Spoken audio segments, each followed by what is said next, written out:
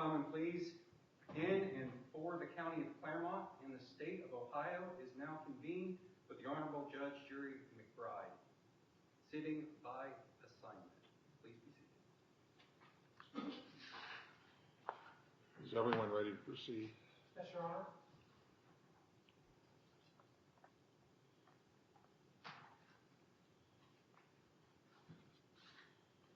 So there were various motions filed, and I'm ready to rule on those motions. But if anybody wants to be heard on those motions before I do, I've read the responses, I've read the replies, and read everything that with respect to the motions that I'm going to be ruling on. But if there's something that you wanted to add to what you presented to me, you can do that now. May I inquire? Yes. So we filed late yesterday a motion to quash the subpoena on Mr. Spalding. I'm prepared to argue that should be. And I added that to my list. Thanks. Anyone? Your Honor, on the contempt motion, in the protection order, there were, I filed a contempt motion on regards to false information being filed. So if you're going to hear that motion, I do have information on that motion in particular. Go ahead. Say whatever you want to say. So in the protection order, the ex parte hearing, Ms. Thomason referenced that Magistrate Mitchell said, do you have a copy of a video related to the respondent and his son? And Ms. Thomason replied, no, I do have the audio. I'd be happy to play to the court, but it's timed out here. I can't get it on the screen. I have irrefutable proof that Ms. Thomason lied under oath in her testimony in some exhibits that I'd like to present to the court on that contempt motion.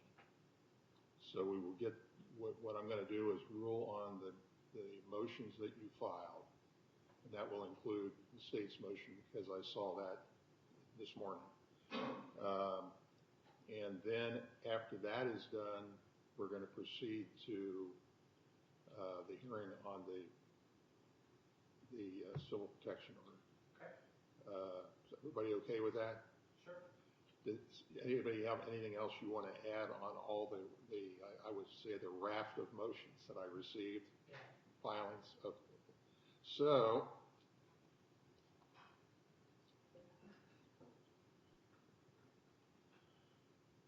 first is the objection and motion to quash the subpoena issued to Michael Lehrman dated June 20th, 2025.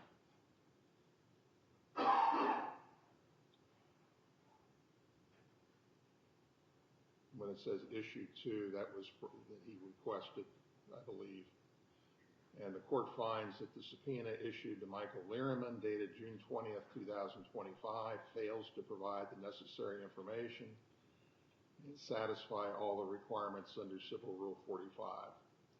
Among other things, it fails to give information as to the name and address of the person or entity issuing the subpoena so that timely objections can be made. There are legal requirements with respect to the issuance of subpoenas. I went through those and matched those up against what was filed, and that's my conclusion. The subpoena is being used improperly in that it seeks discovery through the use of a subpoena rather than through normal discovery procedures. The purpose of a subpoena in a civil case should not be to obtain discovery. There are other procedures that are available for obtaining discovery. And those are the ones that you have to use, so the defendant's motion to quash the subpoena is granted. And that again is as to the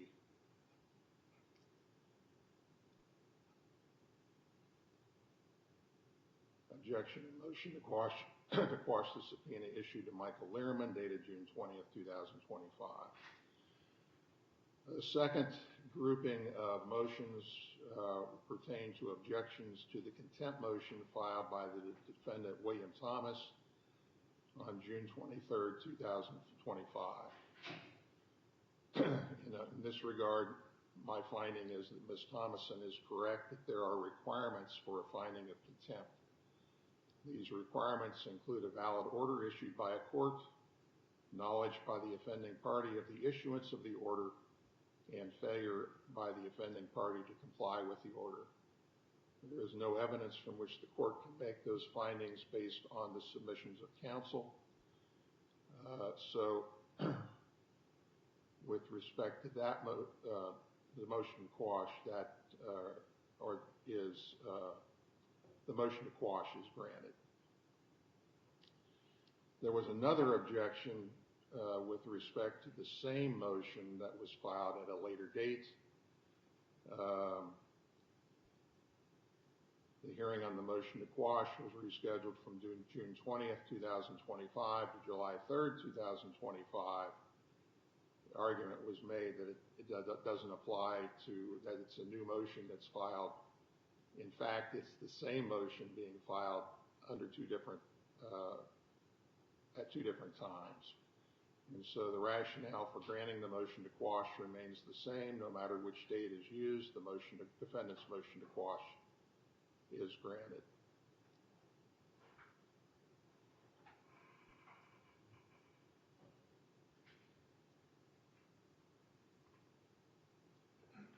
Excuse me, I believe that's denied.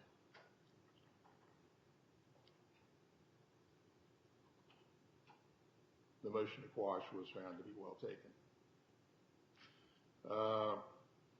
But the next one is the objection for motion to quash filed by the defendant, Sarah Souders, on June 25th, 2025.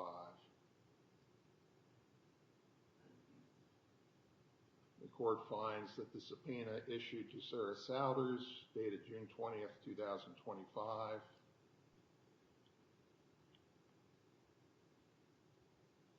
fails to provide the necessary information and satisfy all the requirements under Civil Rule 45. Among other things, it fails to give information as to the name and address of the person or entity issuing the subpoena so that timely objections can be made. The subpoena is being used improperly in that it seeks discovery through the use of a subpoena rather than through normal discovery procedures. The purpose of a subpoena in a civil case should not be to obtain discovery. There are other vehicles for obtaining discovery, and using a subpoena in order to get discovery is simply not a proper use of the subpoena. And so the motion to quash the subpoena is granted.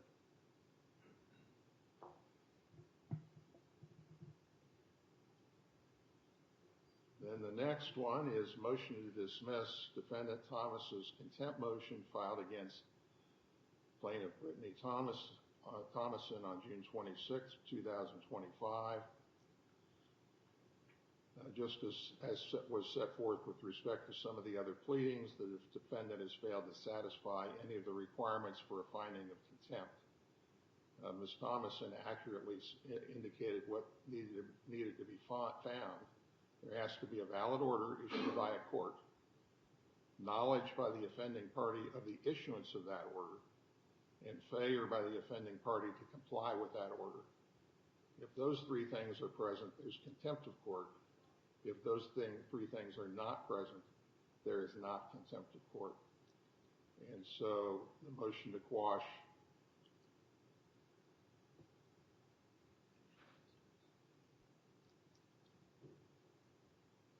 and so that's the ruling on that motion. The motion to quash subpoenas is granted. That gets to Mr. Excuse me, Mike. Mr. Please. Yeah, Mr. DeCaldy's issue. There's no legitimate purpose for the issuance of subpoenas at this point in the proceeding. In other words, when I went through the docket, the last thing I saw last night, as I was doing my final work, was the issuance of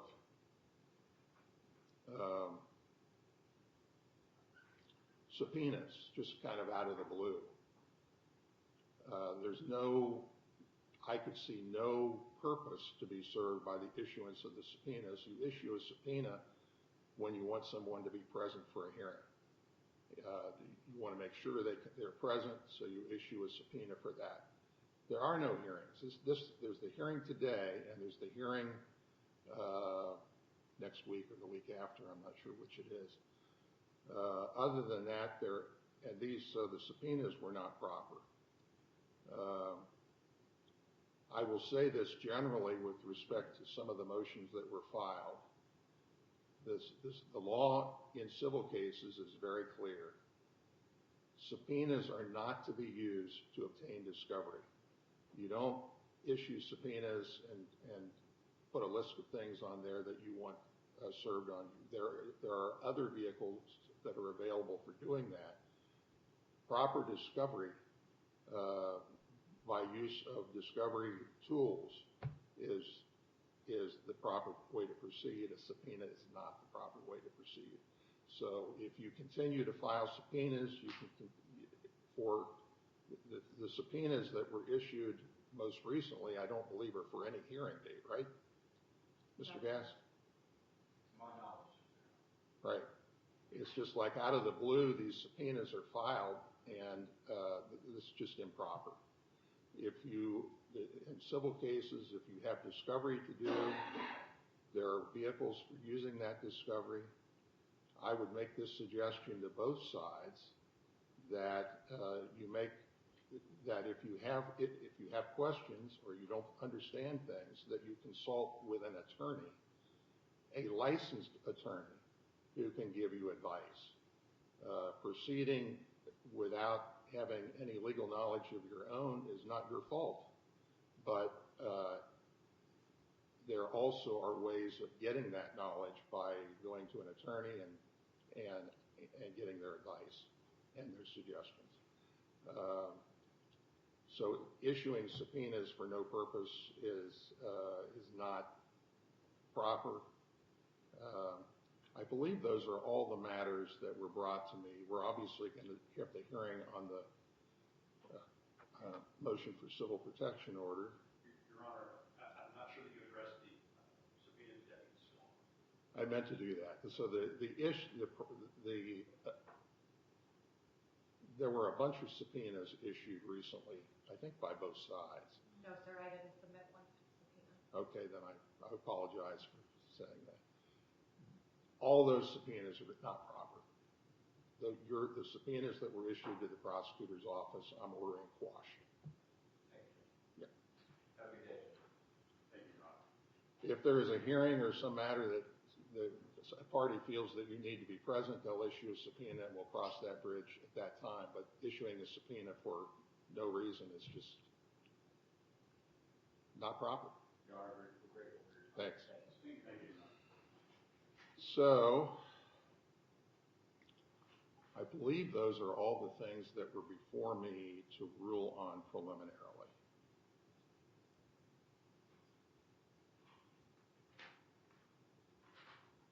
Your Honor, Yes. were you able to look at my motion to limit media access? I submitted it late yesterday after I was threatened with the media presence. And you're concerned, I glanced at it, probably came in kind of late. Go ahead and tell me. Due to the procedurally defective subpoenas that Bill Thomas supplied Miami Township with, they complied with the defective subpoena, and in that 400-page docket of evidence, Miami Township gave my personal mental health records regarding my doctor, my diagnosis, and the type of treatment that I was receiving.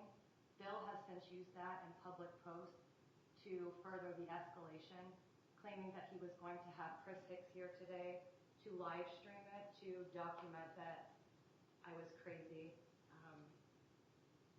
amongst a few other patterns of just escalating, harassing behavior. His associate is here today to assist him in that. So I have motion to limit media because of that. Your Honor, I object. The request to Miami Township, and what was filled was a public, everything that was submitted back to me was a public record, submitted by Ms. Thomason of her own free will to the police department. Anything submitted to them is a public record. They were just providing information as public record, which will be in one of the exhibits submitted to the court today. As explained by representatives for Mark Tecalve and Detective Jason Swallen, and now you, all of the subpoenas that Bill Thomas had issued were procedurally defective. I have since been in contact with Joseph Braun about the formal complaints that I made about Miami Township providing those records. There are federal and state laws that protect mental health records, along with my doctor's name and the treatment that I've been receiving. Even if he were to have a court order to have possession of those records, he or no associate of his should be allowed to disseminate and share those in an effort to further retaliation and harassment. Your Honor, again, I object. She submitted this information to the police department free and will on her own account and a public record, and she's attesting in her protection order that she is suffering from mental distress. So those records pertaining to this case, she has to prove that mental distress. She submitted this information, and anything submitted to the police department is a public record. And it was obtained from the police department. That was public record, not from a mental health or any sort of mental health professional or a medical institution. It was directly obtained from the police department, submitted by Ms. Thompson herself on her own free will. Supplemental police reports that mention mental health, my doctor's name, or treatment, even if he were to obtain that legally, which he didn't, there's no law that states he is allowed to share it and use it to provoke harassment and incite the public to show up and to record to also further escalate the harassment. I have case law on this attached to the motion as well. 5 different examples of case law where Ohio courts have recognized their authority to impose restrictions on media when necessary to prevent harm. I have over 12 exhibits today proving the harm and the escalation of harm, even after he received mental distress affidavits that were notarized here in the court, and after he received the police report that I was seeking treatment for anxiety. He decided to escalate the harassment, now including associate Chris Hicks Media, to further escalate that, and they have threatened to live stream and broadcast that today, which I believe is what Chris Hicks is doing. He said, and I quote, "He will get my mental health history all on the table, streaming for everyone to see." That was on 7/1, and I have that prepared here in evidence as well. But I have a copy for you. I have a copy for Bill as well. So there is nothing I can do about that, but again, if you have concerns about release of confidential medical information, I would call an attorney. Right. And I make sure that the attorney is, you're satisfied with that attorney. Right. We are But seeking an attorney. that's not something that's before me today. You understand? Okay. Are you ready to proceed then on the civil protection order? Yes, Your Honor. Okay.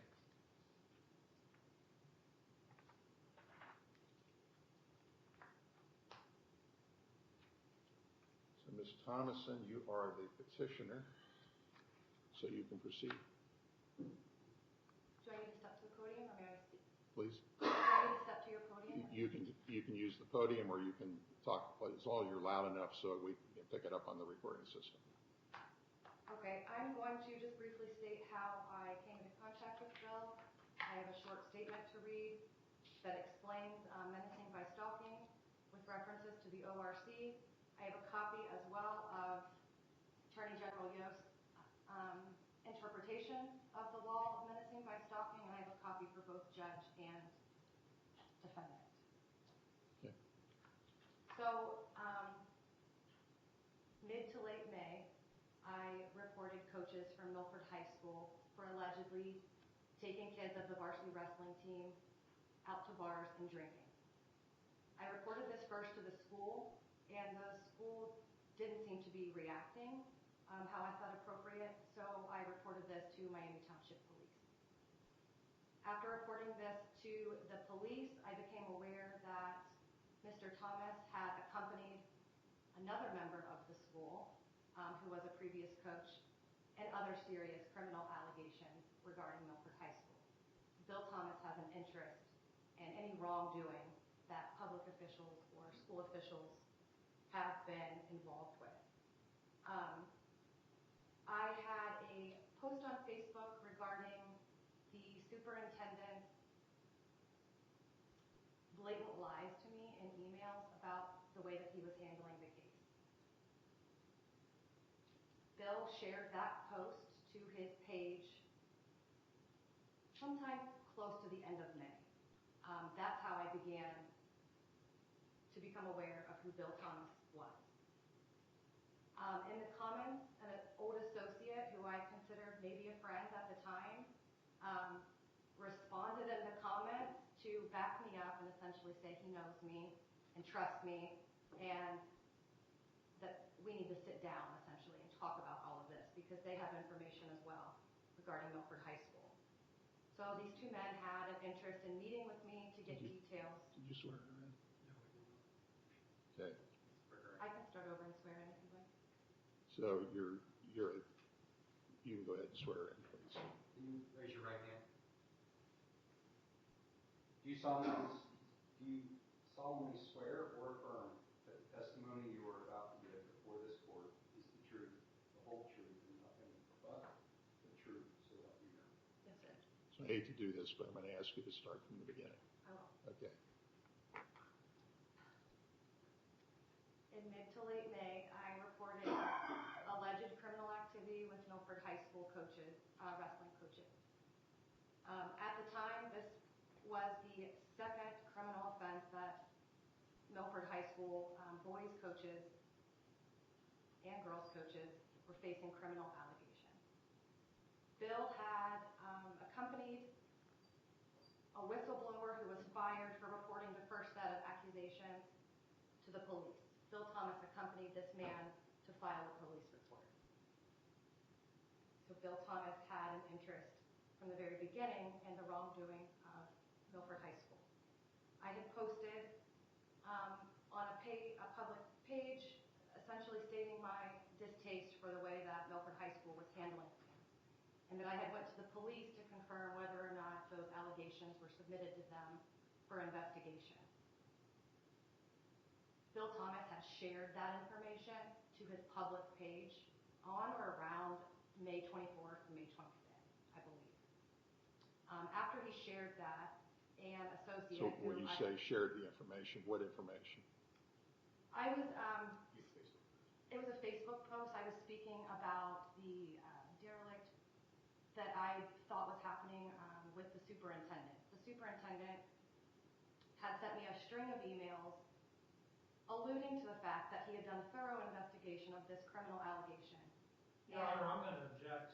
This is a lot of hearsay testimony. If the filer, petitioner, has proof of these things, you need to submit them to the court so I can review them. But at this time, this is hearsay testimony. I mean, I don't have any proof of what she's saying in front of me. This is just how I came to know Bill Thomas. It has nothing to do with his character. Be admitted for that purpose. I didn't ask you. You have the right to refuse to have Mr. Hicks film you. I'm not suggesting that either way, but I'm saying... I did object to that before we went on record. I would like to object to that again. So I assume you're not filming? I object to live streaming. I object to broadcasting of this or sharing any of my personal mental health information for personal gain. So I assume you're not live streaming? I am live streaming, and Your Honor, witnesses can't, somebody who brings the action can't object to it. Yes, they can. Turn it off now or take it out of the courtroom. I can take the video off her, so she will be in exclusion zone where it will not report her. You gave him instructions, correct? Did you give him instructions? I mentioned that, I did mention to Mr. Hicks that he could still audio record, but if there was a request of victim or a witness, that they wouldn't if they didn't want to be recorded, then they didn't have to be. What I'm That's the law. She's not testifying as a witness now, she's bringing the action. She is testifying as a witness. A party can be a witness. Okay. Turn it off or take it out of the courtroom. I'm sorry? Turn it off or take it out of the courtroom. So I can't record any video of her? That is correct. You can't have any video of her right now. So this stops all video. So I believe you're in error. I believe the individual witness can protest, but not somebody who brings the action. The Supreme Court has ruled on that witnesses She is a witness. don't have a universal right to not be recorded. She's a bringer of action. She is a witness. She's testifying. Then she should take the witness stand. Would you ask Mr. Hicks to leave, please? Mr. Hicks, would you please leave the courtroom? I can't personally sit in here either. You're too disruptive, Mr. Hicks. Leave the courtroom. I didn't do anything. I responded to you. Leave the courtroom.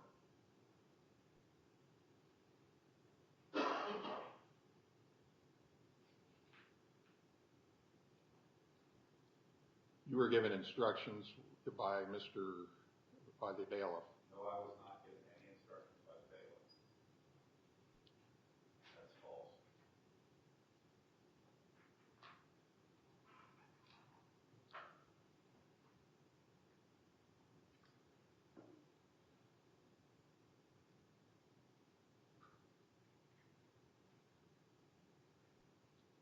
For your information, there is a recording being made of this by the court.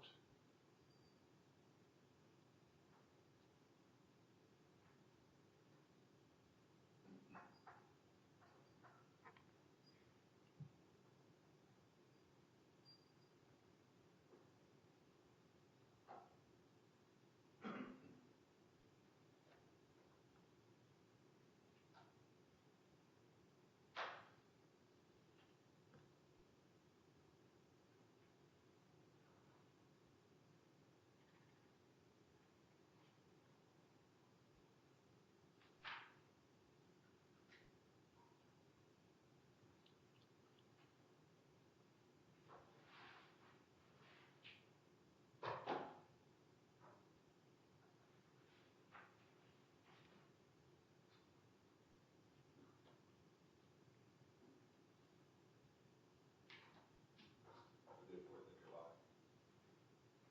I'm sorry, I didn't hear you. I said have a good 4th of July. You too.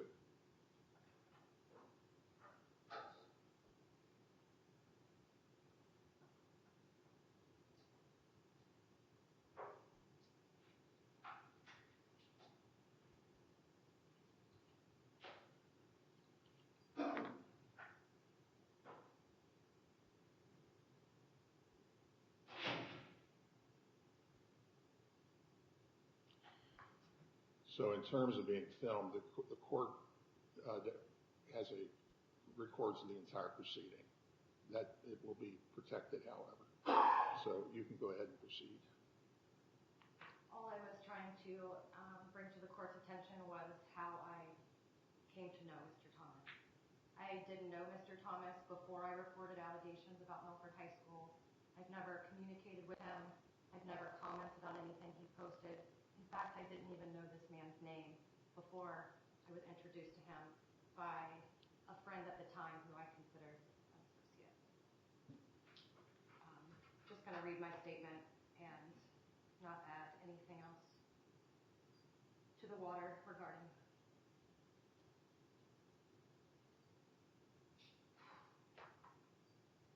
Your Honor, my name is Brittany Thomason, and I am here today seeking a civil protection order on the basis of ORC 2903.214, menacing by stalking. As I stated, I don't know Bill.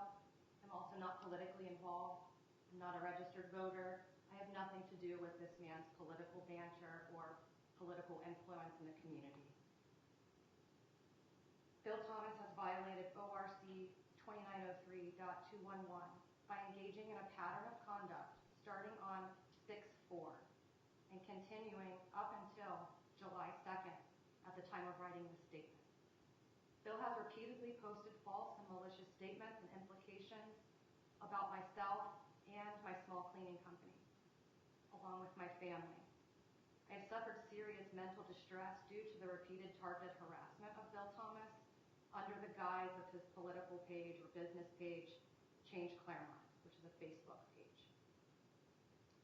I have mental distress affidavits that were notarized in the library here at the courts to document my mental distress, and as I've already stated, and as it's been given to everybody, my doctor's name, my treatment, and my anxiety medication, my short-term anxiety medication regarding this stem of harassment and stalking behavior should suffice mental distress and emotional damage.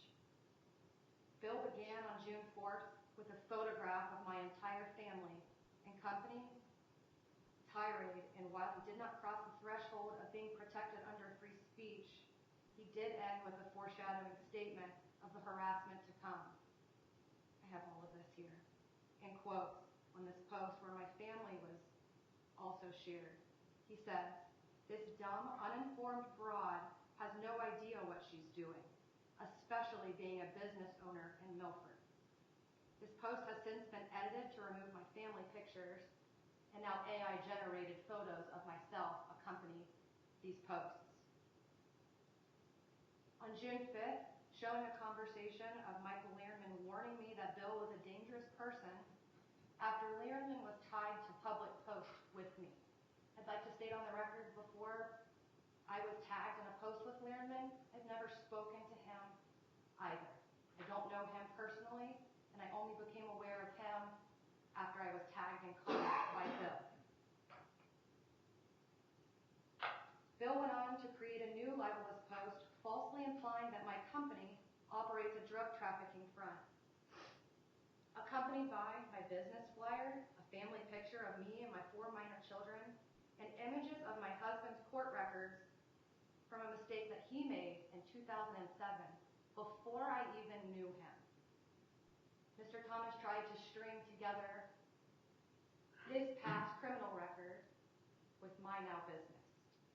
So I met my husband in 2008, and these charges against my husband, where Mr. Thomas is connecting me, was in 2007. I have no involvement anyway in those past items. So while Bill posed a question, giving the context, a reasonable reader would conclude upon hearing the question that Bill was aware of the undisclosed facts and posed the question in such a way to suggest the answer. With such a serious criminal allegation, Bill acted with reckless disregard to the truthfulness of his statement. Given the context provided, it is shown that this was not a question, but an implied assertion of fact.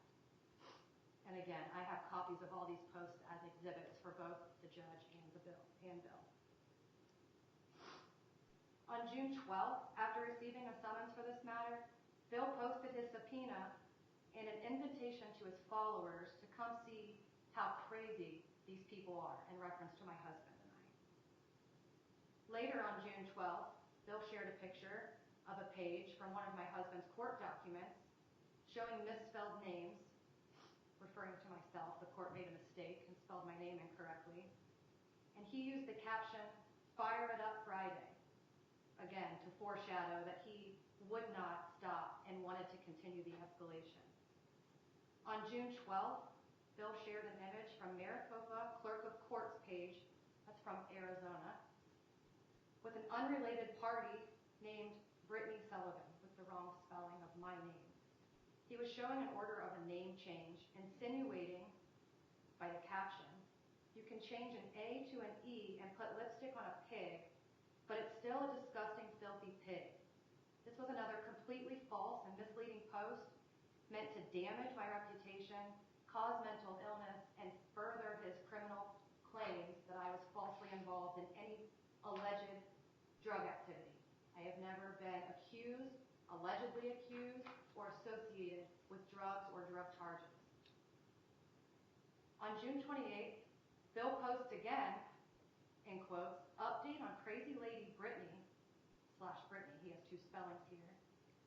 "Name changes depending on which state she's in hiding from criminal family history." And then he puts my last name, Thomason. He goes on to share court documents from this proceeding regarding my husband, stating that Hicks has agreed to cover the trial through Watchdog Wire. This has been the third time that he has threatened media to come and cover my mental distress. Not now or ever before has my name changed for any reason, my first name, let alone the false implication of hiding from any family criminal history. This comment is a false statement of fact, published again to your Facebook page, Mr. Thomas, identifying myself in more harmful false allegations. This was solely perpetuated by Bill Thomas. On June 30th, and I will state, he was sent a certified copy of all mental distress affidavits. These posts all came after his receipt of mental distress affidavits. On June 30th, Bill posted another tirade about school board issues, this time noting me as crazy drug lady Brittany Thomason. And for some reason, adding my name to a list of people I do not know and accusing me of teaming up with Michael Learman and a list of other associates who I don't know. Again, the references to being a crazy drug lady and implicating that my business is a drug trafficking front are implied as factual statements made in a reckless manner to destroy my reputation and humiliate me on a public forum. Again, on July 1st, Bill posted that Bill Hicks will be streaming this hearing, again noting that Brittany/Brittany, two different spellings, an alias depending on AZ drug offense court records. This is yet another example of an assertion of fact, providing more defamatory statements in regards to myself and my business. On July 1st, Bill posted portions of what he said was 400 pages received from a procedurally defective subpoena issued to Miami Township pertaining to myself and Michael Learman. Not only did Miami Township err in releasing these documents unlawfully, which I have submitted a formal complaint and have already been in contact with Joseph Braun about, within the release were medical records pertaining to my mental health diagnosis, prescription, and doctor's name. I have a copy of that as well in the exhibits. Bill posted these documents to Facebook as well, mocking my mental health and assuring his followers he will get my mental health history all on the table, streaming for everyone to see. He didn't stop there though. On July 2nd, Bill posted a photo of only me discussing receiving the audio recording of the ex parte hearing. He goes on to rant about his feelings and lists what he determines to be lies, all statements that are actually made in good faith. It has come to my attention from these posts that Robert and Bill have manipulated tongue-in-cheek comments. Your Honor. While Robert and I both emotionally aired grievances. Wait just a moment. The characterization as manipulation is sustained. It's just an improper opinion.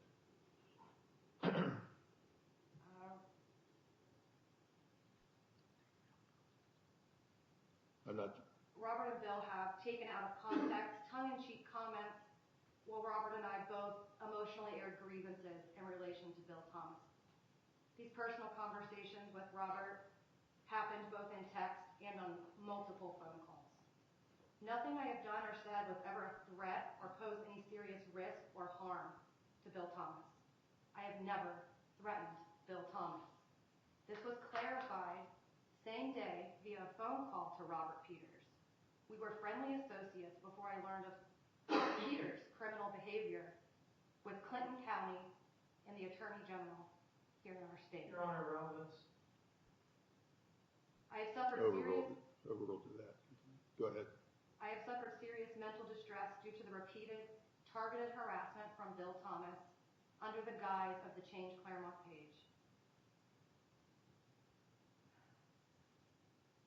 The fear of economic loss and shame due to the false allegations. I've had cleaning clients of mine ask me about the validity of these posts because he has posted them to public forums. And they have significantly impacted my quality of life. Beyond just the mental distress affidavits, I have sought temporary medication for the anxiety that he has caused.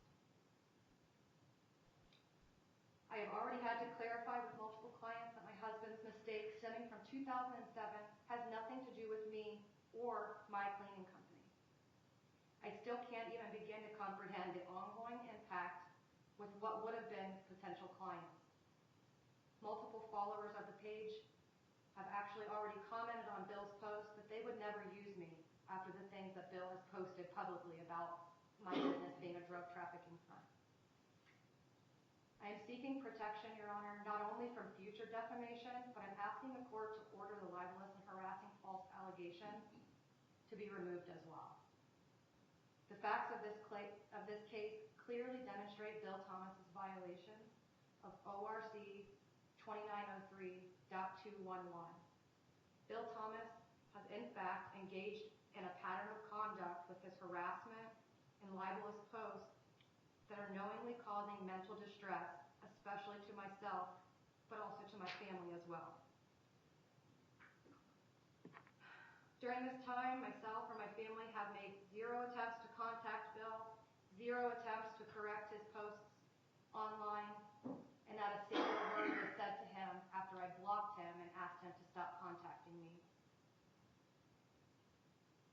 We have not instigated or participated or played any part in any of the continued harassments or defamation brought by Bill. As Bill has mocked publicly, as I've stated before, I have sought treatment for anxiety, and he has posted my doctor's information, my treatment, and the date I was treated publicly, and I also have a copy here for the judge. Your Honor, with the evidence and the testimony provided, it is clear the defendant is in clear violation of ORC 2903.211. I please ask the court to rule in favor of granting this protection order to prevent my family and my business from any future emotional or damaging harm. Mr. Thomas, at this point, you can ask any questions. So questions only of the witness. Can you swear him in? Yeah, you should swear him in also. He's going to testify, so I assume. On call. Mr. Thomas, raise your right hand. Do you solemnly swear or affirm that the testimony you are about to give before this court is the truth, the whole truth, and nothing but the truth, so help you God? Yes, I do. Your Honor, before we proceed, I just want to clarify for the record that this is a hearing, correct? It is a hearing. Okay, just wanted to correct that, because earlier on in the subpoenas you said there wasn't a hearing. Just wanted to clarify that this is a hearing that we're actually having. Yeah, I don't know what I was referring to at the time, but I know this is a hearing. Okay, all right, just wanted to clarify that. Yep. So I am calling, crossing Ms. Thomason as a Yes. witness currently.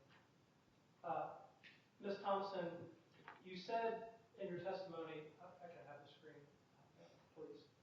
You said in your testimony didn't know the defendant or communicate with him until introduced by someone who introduced you. Who introduced you to the defendant?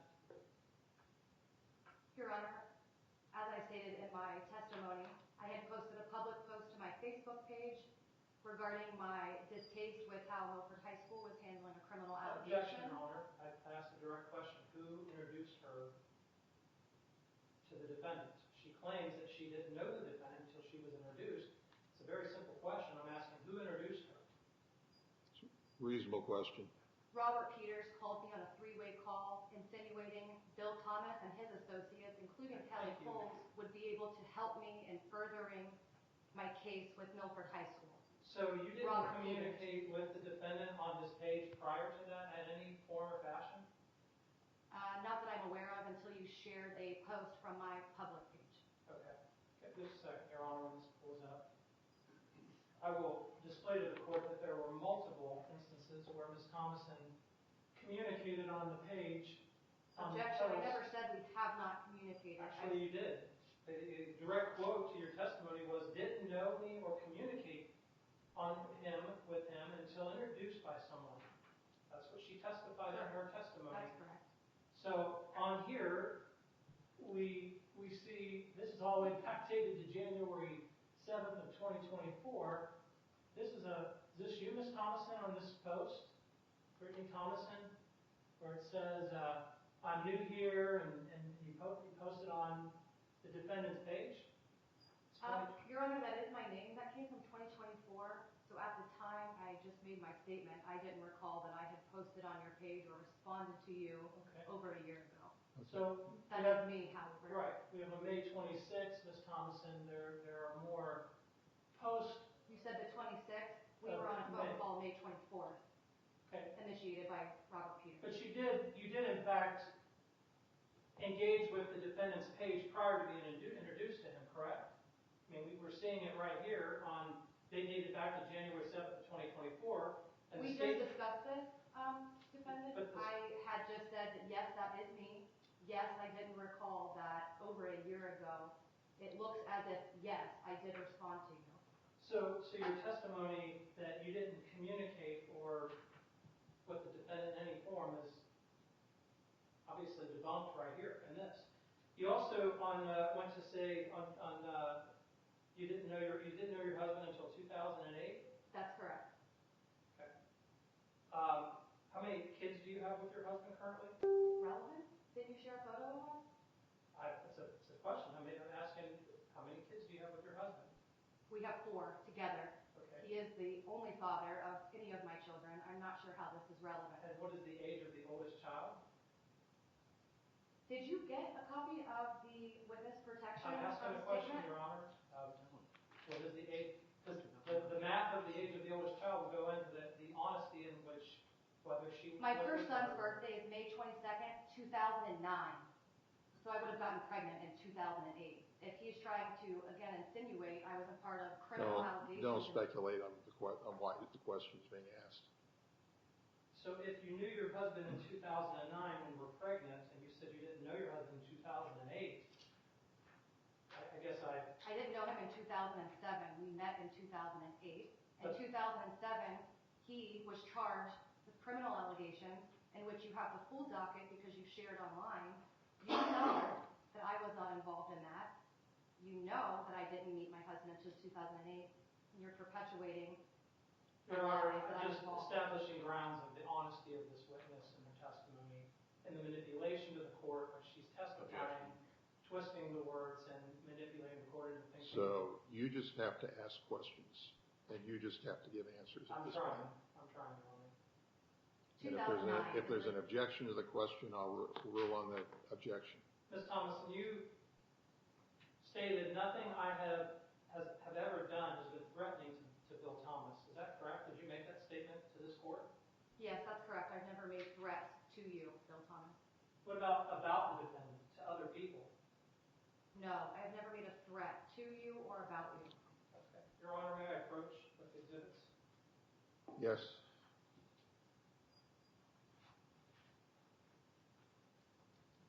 He does the marking. They are labeled already?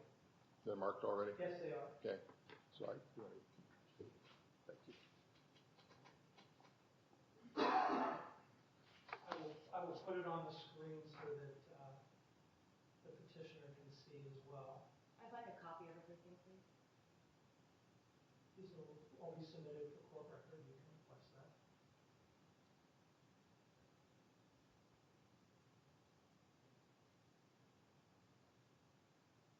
I was under the impression that we should bring 3 copies to the court of anything we are submitting to the judge.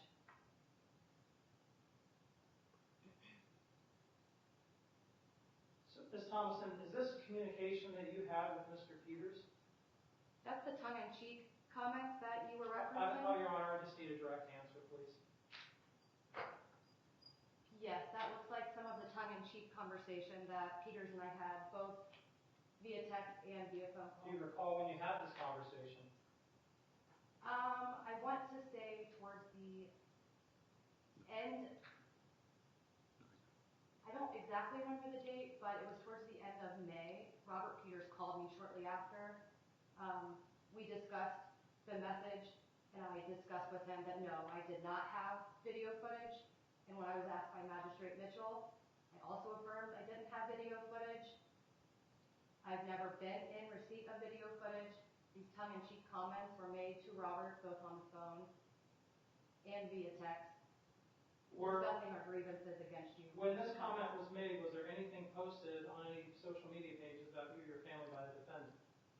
I don't recall. Well, I will testify that there was not. You can't I'm testify. sorry, you're right, Your Honor. I'll get to that. I would like to read to the court some of these messages.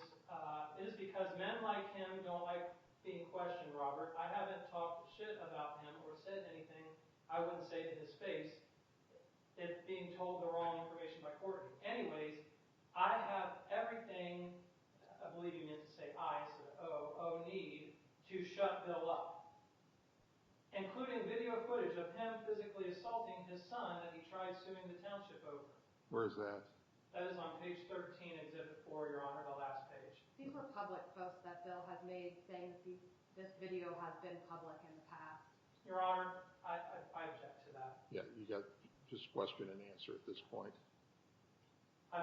So I'll read this again now that Your Honor has it in front of him. Anyways, I have everything I need to shut Bill up, including video footage of him physically assaulting his son that he tried suing the township over. Now, Ms. Thomason, I'm not anyone that can assess this, but to me, I take this as a threat. Do you not take this as a threat that you're looking to share a video of this person to shut them up? No, sir. Okay. I'll digress on that, Your Honor.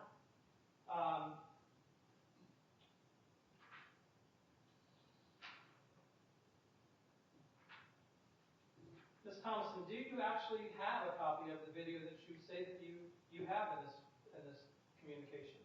For the last time and on the record, no.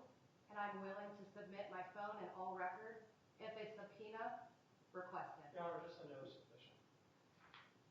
Your Honor, can I turn you to page 11 and 12 of this exhibit? Your Honor, can I see page 11 and 12? I don't know what he's referencing. It's on the screen. Your Honor, what you're looking at is what Ms. Thomason likes to use what's called AI. And what happens is you plug information into this, and it gives you a report on what is in the findings of a video or a PDF, or it basically summarizes this. Now, normally I would say this is just hearsay. However, the descriptions in this assessment that she sent to Mr. Peters via text message describes the exact clothing in the video she says that she doesn't have, describes my son and I when he was 16 and I had to put him on the floor to restrain him, that I was bent forward, knees on carpet. That is a true statement. I actually took my son I went down to my knee to bring my son. That is a very vivid description of what's in the video, down to the blankets in the basket and the piano, which is in the angle of that video. So Ms. Thomason saying she doesn't have the video, when she described the contents of that video, she used this information as a means of threat. I call this out as... This sounds like argument. Well... Let's just do questions at this point. Ms. Thomason, did you, I'm going to ask you again, do you have a copy of the video or witness the video? No. And where did you get this information from? I received a still shot from your video from other members in the community. Who? I have never seen the video. Who I sent have you a heard copy of of the the video? video and you spoke of the video. I'm asking you a question. Who sent you the video? Relevance? So, your question, you can move on to your next question. I'm not going to require her to answer that. Your Honor, who sent a video pertaining to the threat that Ms. Thomason alleged, or information pertaining to this that was part of the threat that eluded Mr. Thomas to react to Ms. Thomason's behavior, I feel is relevant here. You may sustain.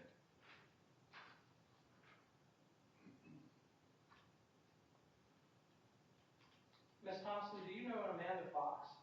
No. Do you know Michael Learman?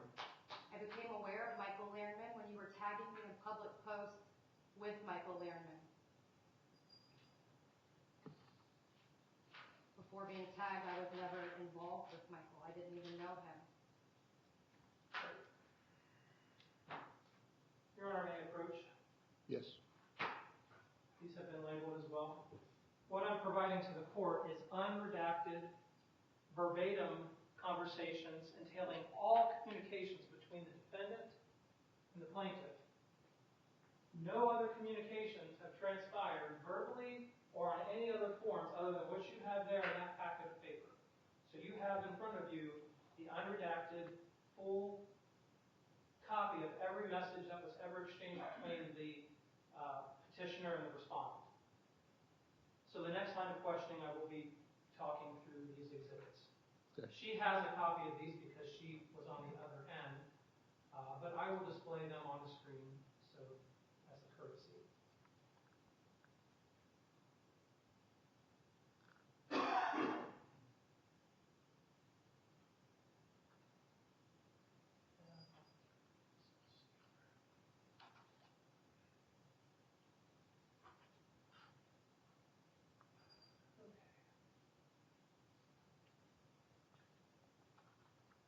Ms. Thomason, when's the first time that you reached out to the defendant? After our phone call with Robert Peters, I believe that was the end of May. I want to say the 24th. It could have been on or around the 24th. I don't remember. Did the defendant reach out to you, or did you reach out to the defendant? When you say defendant, you're talking I'm about... sorry, I gotta get out. Robert Peters initiated a three-way phone call with you and I, and then I followed up with initiating contact with you on your Change Clermont page, providing you with a copy of the Ohio Civil Rights email that I sent regarding Milford High School, Just the to clarify. investigation that we had just spoke about on the phone. Just to clarify, you're saying that you and the respondent and Robert Peters had a three-way call together? Yes, sir.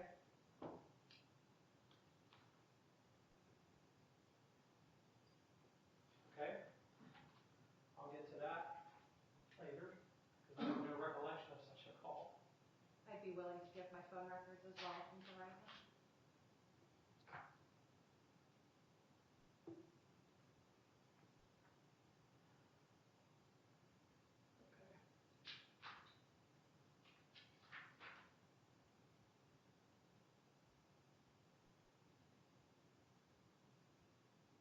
Ms. Thompson, did the defendant ever ask you to send him information about the situation or anything you're involved in?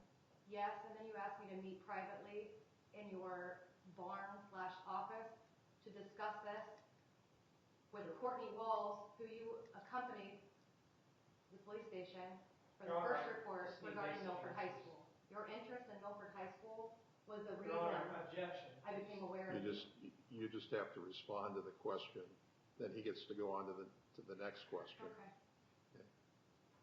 So, Your Honor, we're going to start with Exhibit 1, page 1, which I've got displayed up here, and we'll move down. What you're seeing in the first 7 pages of this exhibit are communications that were sent to Mr. Thomas, and nowhere in these communications did Mr. Thomas, that you can read them, Mr. Thomas did not respond.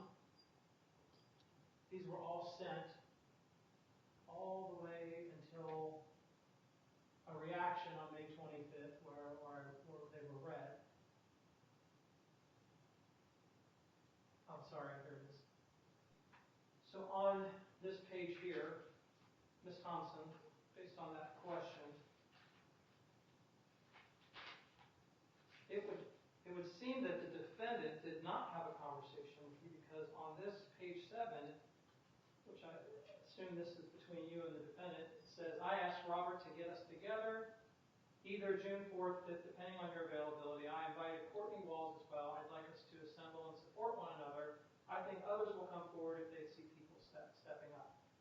You testified that the defendant asked you to get together, but in this, did the defendant ask you to get together, or was it Robert Peters organizing this? Can you clarify your question? The question is, you stated that the defendant asked you to come to his barn. Mm-hmm. Did the defendant ask you to come to his barn, or did Robert Peters, was he the organizer of this event? Well, sir, according to your proof here, it looks like you admit to asking Robert to get us together. To coordinate. In a personal message from you to me, you stated something along the lines of, you have a lot of good ideas. Do you have a copy of that? Did Roberts, I assume that you turned it in. I'm not sure what you Again, turned in. Your Honor, the hearsay testimony, asking questions pertaining to something tangible. Robert asked me, and so did you, both personally, on multiple occasions. Do you have proof where the defendant asked you to Do come to you his have house? proof? Right, it's right here. It says, I asked Robert to get us together. The defendant actually never asked you directly. He had a third party coordinate this. It says it right here. I'm asking for proof. Both yourself and Robert Peters have reached out to me. Next question.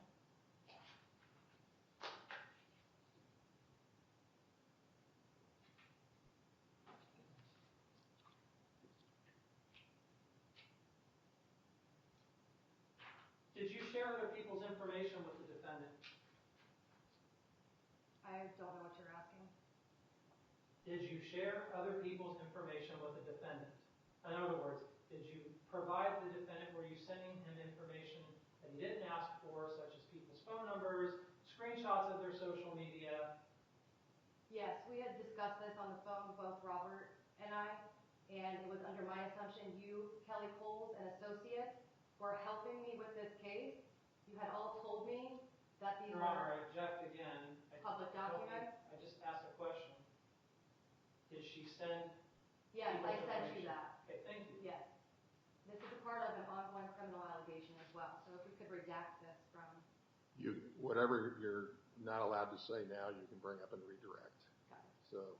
So Your Honor, I object to that statement because Ms. Thomason's clearly sending these things out. If they're private, why is she sending them out to people she claims that she doesn't have a relationship with?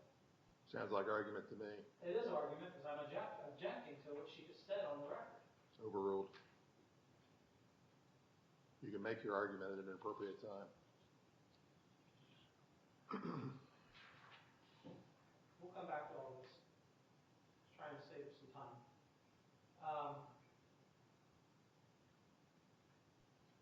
Objection relevant to any of this? Or how does this? Can I hear a question, and then you can make your objection.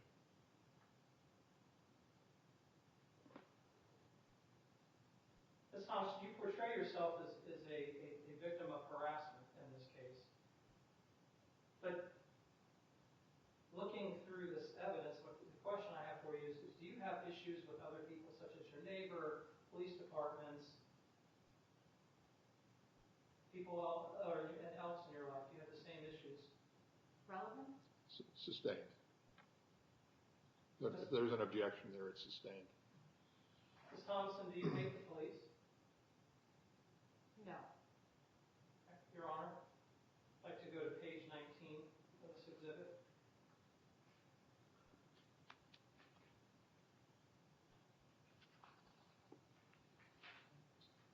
And I will read. So, of course, the City of Milford Police and their friends want to discredit me. It also rumored that Jamie Mills wrote a character statement for Tony Brothers. Relevant? Your Honor, can I finish? You can finish your question, and then you can make your objection on relevance. I haven't heard a question yet. Actually, I did. I asked her, do you hate the police? And she said no. And I'm bringing up evidence to the contrary of her statement. Well, you can do that when you have redirect. This is cross. I understand, but she made a statement that's false. Ask a question. That's what you're allowed to do during this part. Not banter back and forth. Ask questions. So, Your Honor, if the testimony that she gives in answering questions are dishonest, I can't bring up facts because in a previous hearing we did this. You're going to be able to give facts during your redirect. Cross is asking questions.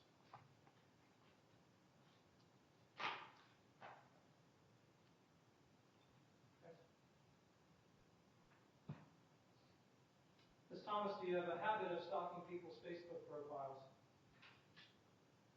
That question wasn't directed to me. My name is Ms. Thomason. I said, Ms. Thomason, do you have a habit of stalking Facebook profiles? No.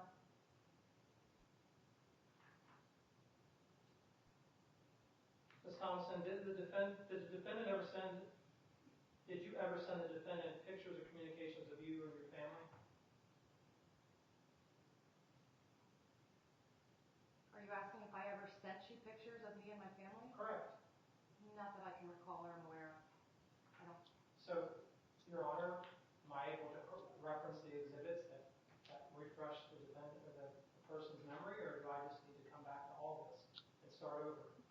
If you got a question, if you want to refresh your recollection, you can do that. Sure.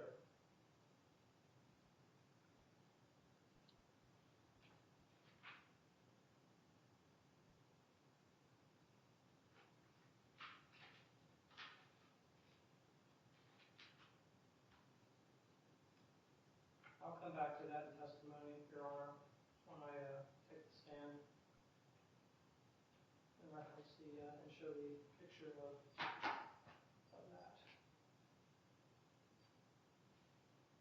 Ms. Thomason, who got aggressive first in your communications, you or the defendant? In my opinion, you. So on page 55 and 56 of the exhibits, Your Honor,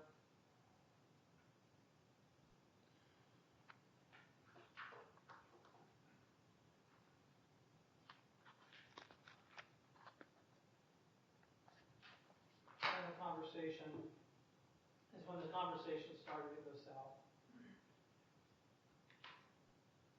Ms. Thomason, you said that the respondent got aggressive with you, but in these exhibits it shows where you sent him a picture of his Facebook profile. That sounds like argument. Ask a question. Do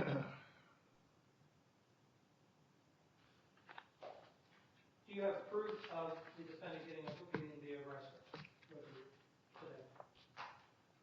Yes, here's a copy. Can I present this to you as well? I'd like this added to the record regardless. So let's mark these exhibits.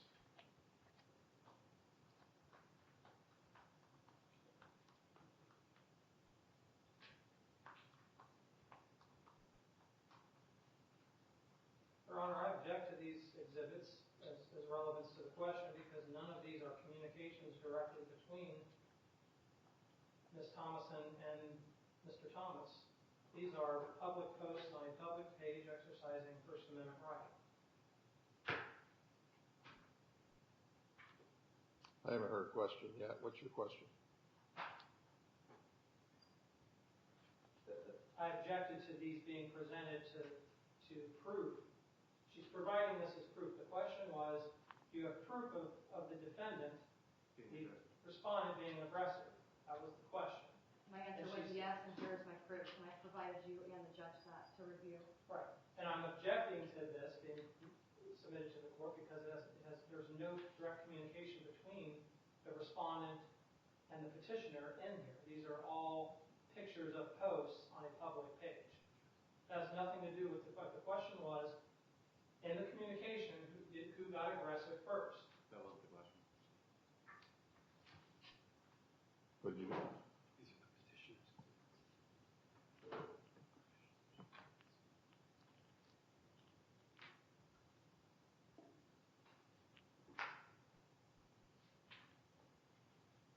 What page are you on, Mr.?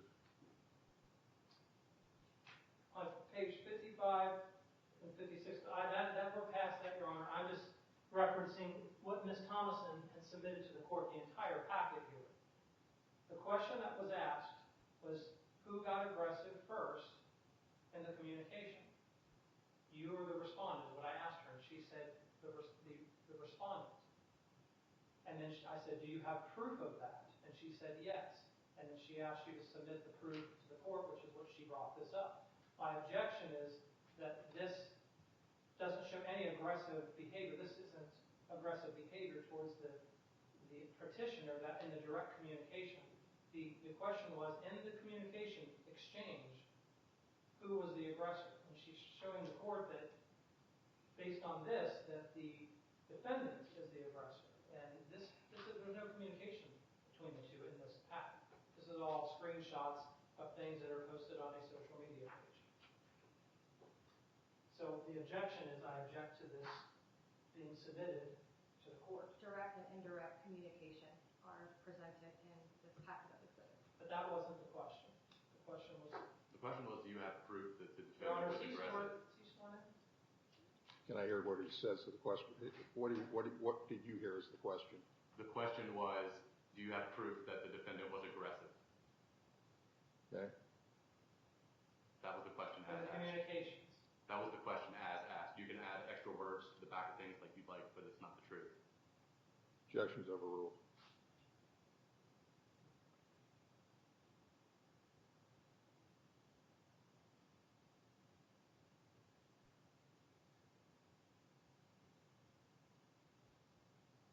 Did the defendant ever state to you that he was done arguing with you in an attempt to move on, yet you kept messaging him several more times with a response? Just as a matter of form, since you, instead of using the term defendant, can you just say me? So it'll just be easier for me to follow Sure. this. Right. Here's the question. Did I ever state to you that I was done arguing with you in an attempt to move on, yet you kept messaging me several more times without a response? That's false. I blocked you and told you I wanted no further communication, and you continued indirect communication by posting falsehoods and criminal allegations against Your me Honor, again, on I your public object page. it was a simple question. And all the extra answers to the question are irrelevant to the question.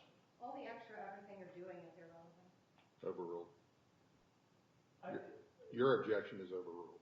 Correct. But Go on to your next question.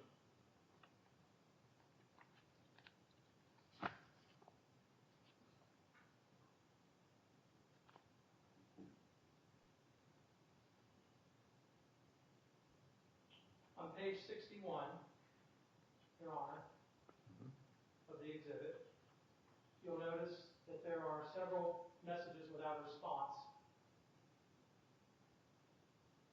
to the respondent until I said, I'm done with this, and she kept messaging. In relevance to that previous question.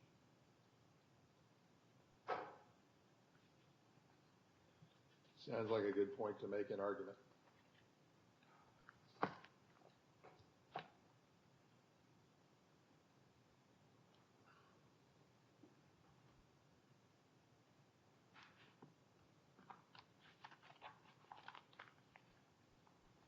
Well, then, Your Honor, all of these line of questions are poking through as me defending myself. Should we just go to argument? No, this is cross-examination. If you're done with your cross-examination, you can rest, and then we'll go to redirect. Right, but all of this. Well, actually, yeah, we would be able to redirect, I believe, right? Okay, well, I'll continue with the rest of these questions, and then we'll go back to it. Did Officer Corbin and Lieutenant Taylor state to you that you need to seek a protection order because the defendant's behavior has been consistent with him in the community, as you stated in your ex parte audio?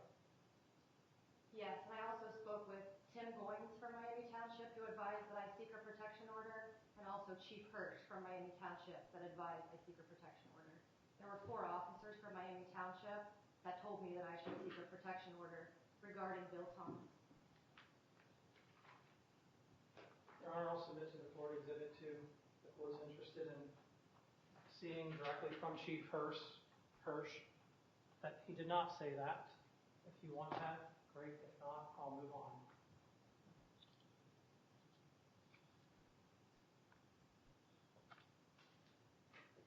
Is this an exhibit?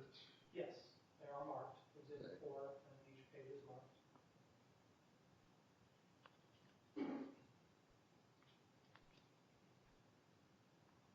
I don't see an exhibit 4 anywhere on this. It should be on the very first page, and then each page is marked in the collection of exhibits. I'm sorry, Exhibit 2, not 4. That one's 2. And that should be pages 1 through 13 in that Exhibit 2.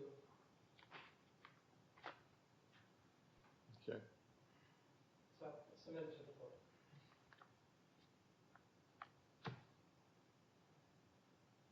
Ms. Thomason, in your ex parte hearing, you stated that Robert Peters is a Brady listed officer. Do you have proof of that?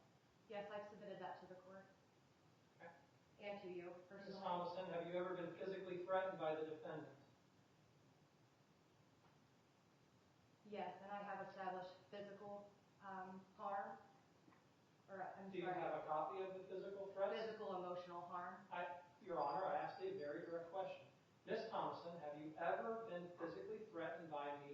directly or indirectly? I'll correct the defendant.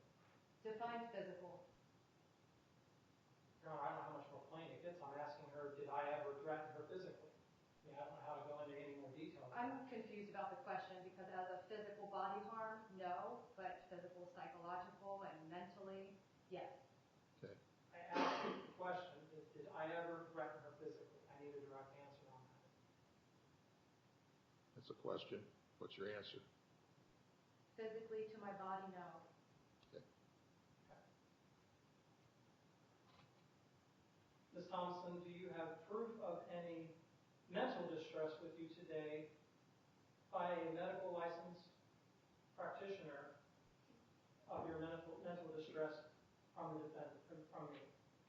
Yes, as I've stated, and you also got a copy of that through the procedurally defective subpoena, which you have disseminated online. You and I both have a copy. Your Honor, again, I ask a question. Do we have a certified, do you have a certified copy from a medical practitioner with you today attesting to the mental distress caused by me? I think you added certified in that the last time you asked that From a question. practitioner. Doesn't have to be certified. It's in evidence. Yes, it's in evidence. It was submitted in evidence. But do we have it here today for the court? There's no You should. certification. You should have everything that I said was submitted to the court. You also have. Yes. Can we see that today? You have shared copies it of it. publicly. I just gave you a copy. We presented it to the court. Yes, the judge has copies of it as well. If you didn't bring it, that's your fault. I'll reference the exhibit. I had just given I'm it. not the one that has to prove mental distress, Your Honor. I'm asking, can she prove mental distress? Can we We're answer here the on a question? protection Yes. order. I'm asking, is there proof of mental distress caused by me? That's a valid question. Yes, Is that your question? Yes. He wants to know if there's any proof of Yes. mental distress. Exhibit 9, the last page that he, again, shared publicly. It shows my doctor's name, my diagnosis, and the treatment plan. That's as much certification as Bill Thomas is getting into my mental health charts. Where is Exhibit 9? Is this in your packet you provided to the court? I just provided you and the court with an entire packet labeled exhibit. After Exhibit 9 here, I'm showing you, so. What I'm looking at is a public record that was submitted in an email to law enforcement, Your Honor, typed out by Ms. Thomason, but not submitted by a medical practitioner. The question was, do we have any proof from a medical practitioner? So you're saying Exhibit 9? Yes, my evidence is submitted. Yes is the answer. Everybody has a copy of the evidence. So this here is What is it marked as? Exhibit 9. And then the mental health affidavits as well. Those were notarized, and they should be seen by the court as proof of harm. If there's any question to that, I've also given Mr. Thomas a copy of the explanation, menacing by stalking, which explains exactly the statute and how this is all determined. I'm going to let you manage the exhibits, and then as they're mentioned, you can pull them out for me. These are just, you may need a moment to put them together. I would also like to add under ORC statute, whether treatment is sought is not determinative. Rather, it is the duty of the trier of the fact to determine whether a victim suffered mental distress as a result of the offender's actions, as proven in State v. Rucker. In that determination, the trial court may rely on its knowledge and experience in determining whether mental stress has been caused. But there is a case law supporting that. Sounds like a good thing to say in argument, but we're not to argument yet. Yes. What?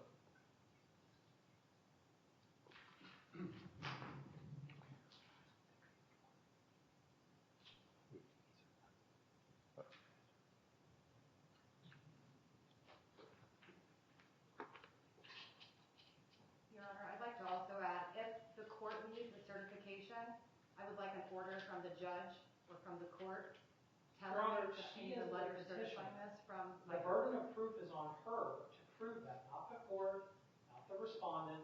If she has these records, she should have brought them today to the court as part of her process. That is what I'm trying to get at. It's not up to the court to provide a court order for those records. If she's claiming mental distress, the onus is on her to bring them to the court and present them to the court. You're holding something, is that what you're gonna introduce? No, I've already introduced it, I'm just showing it the form that he's received. What exhibit did you say it was? Exhibit 9, the last page of Exhibit 9.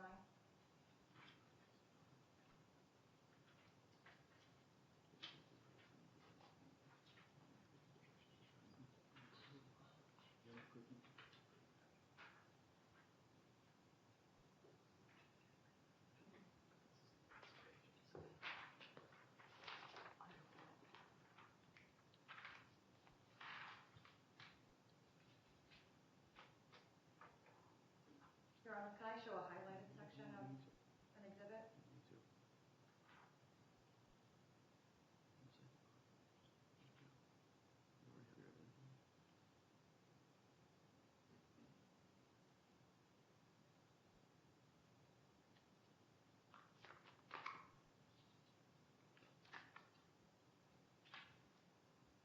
So this is a report, says supporting medical evidence. This is your report. You drafted this, right?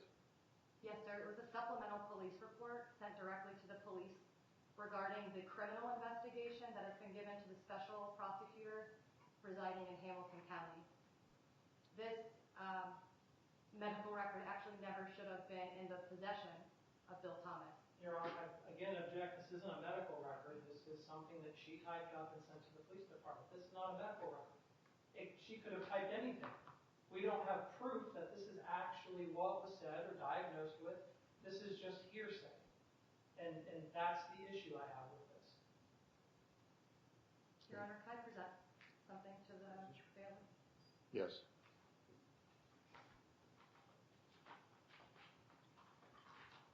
Do you have a copy of this? Is this an exhibit? This is just case law saying that I don't have to produce certification, I don't have to produce proof of mental distress. Your Honor, this is argumentative, right? Yeah, it's argumentative. Thank you. Can we move on? So this will not be accepted as evidence, right? This is just something that you wrote? That should be, The reason that is in evidence is that was another attachment to one of the posts that the defendant made online. The reason that is in the exhibit was upon another portion of the harassment with backup for that. This page is supplemental report of continued defamation, harassment, and emotional harm, date July 1st, 2025. And then halfway down the page is supporting medical evidence. I assume he didn't prepare that. That is part of what he received in the defective subpoena from Miami Township, and he shared that image of our police report onto Facebook, and that is an image of his post on Facebook. Okay.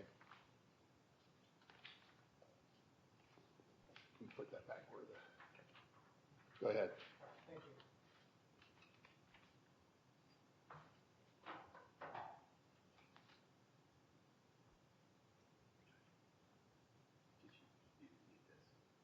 Did you ever request that my firearm should be taken away from a protection order, in your protection order? Oh, that's a different case. Did you request that my firearm should be taken away in your protection order? yes, they were a huge concern when I saw you saying that you were going to slaughter somebody in the community with weapons all over the table. You were waving stuff in the air, and it was super concerning. So I will argue that later. I have a copy of that video. That is a false statement.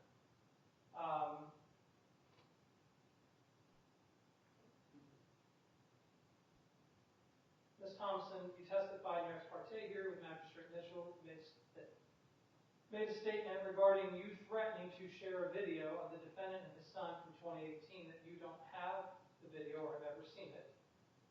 And we've already addressed that you're saying, for the record, you did not have a copy of this video, correct? Right.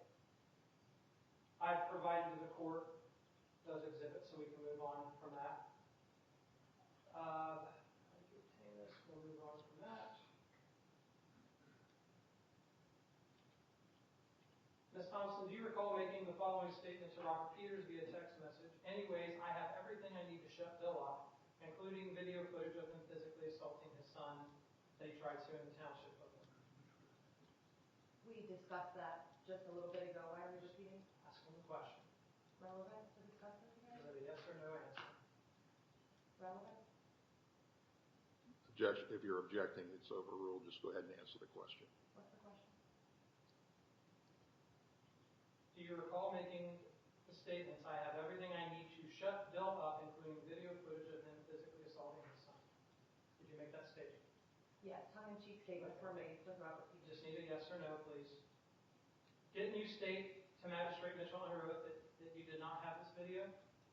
Yes, and I just Okay, stated thank you. again here Thank in you, this Your Honor. courtroom. Moving on, did you provide an AI assessment of the video to Robert Peters detailing the exact contents of the defendant's living room? No, Okay. Is it common practice to you lie under oath? no, Are you currently receiving mental health services solely related to due to your interactions with the defendant? yes. When did you begin seeing your practitioner?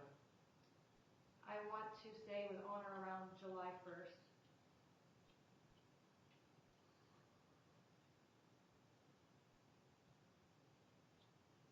Do you have proof of that with you today?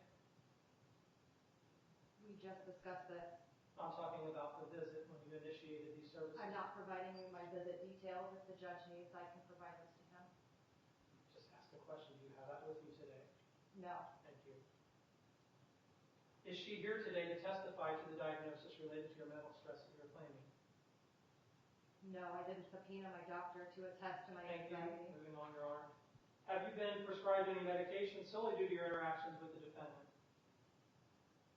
Yes, When did you begin those prescription medications? we just discussed this, July 1st. So you saw her and began the prescriptions on July 1st. What is the relevance to this over and over repetitive questioning? Yes, I'm on anxiety medicine. Yes, I was diagnosed with anxiety. Yes, my doctor would be willing to provide a note to the court. Yes, it was noted to my doctor that this anxiety was because of menacing by stalking related to Bill Thomas. Yes, I am on medication for anxiety, Your Honor, short term. This is hearsay testimony right now, and we're not even, she's going above and beyond the question I asked. We don't have proof of anything she's saying here today. Got to wait till the next question. Did you bring a copy of the prescription to show proof of the date you began this medication? No, and I'm not required to by law. In one of your supplemental reports to the police department, you stated your reason for your visit, escalating distress related to ongoing public defamation, court stress, and target harassment from Bill Thomas. Do you have a copy of any certified medical records with you today? You've already testified that you don't. Ms. Thomason, did you write or alter any information on what you submitted to Miami Township Police, or was that unredacted from your medical practitioner? What's the question?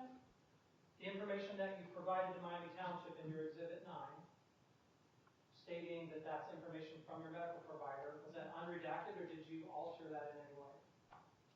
Well, it wasn't unredacted because you got the unredacted version I'm of saying it. from your medical provider to Miami Township Police, did you take and send them an actual copy from the medical practitioner?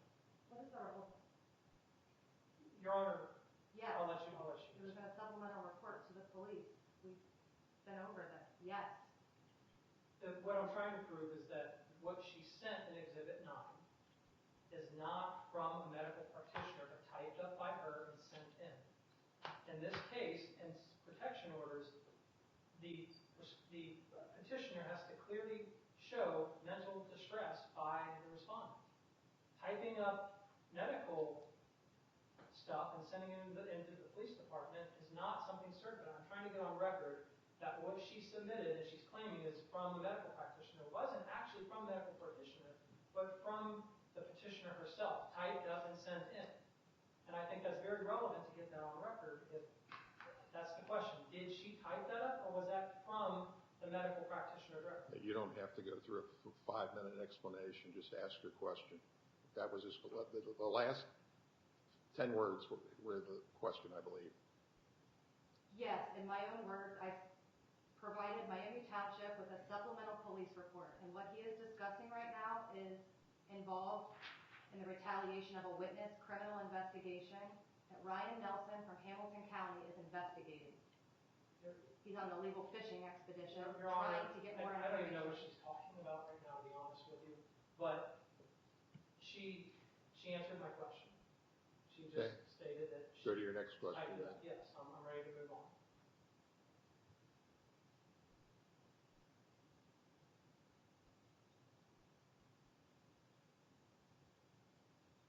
On June 4th, were you still reaching out to me via messaging while libelously bashing me in another resident's social media? What was the question? On June 4th, were you still reaching out to me via messaging while libelously bashing me to another resident on social media?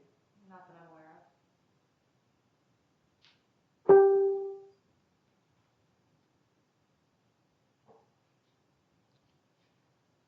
We'll get back to that in argument part, Your Honor.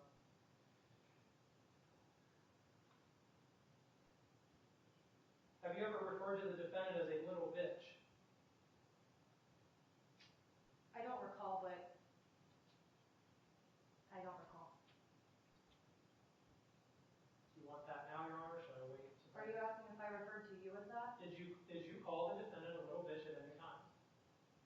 Maybe in personal conversations, but I can't recall. Never to your face and never to you. No.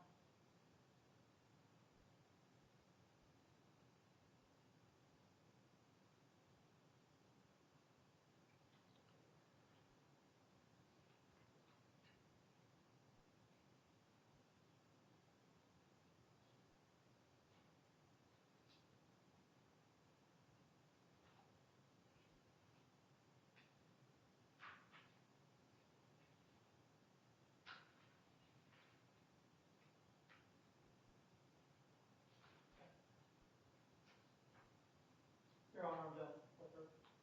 Sign. Redirect. And so where we are. Your Honor, the only thing I have left for the court is a closing statement. So we're not there yet. Okay. You're presenting your case at this point. We did direct, we did cross. Do you have any redirect examination? You don't have to. I'm just asking you.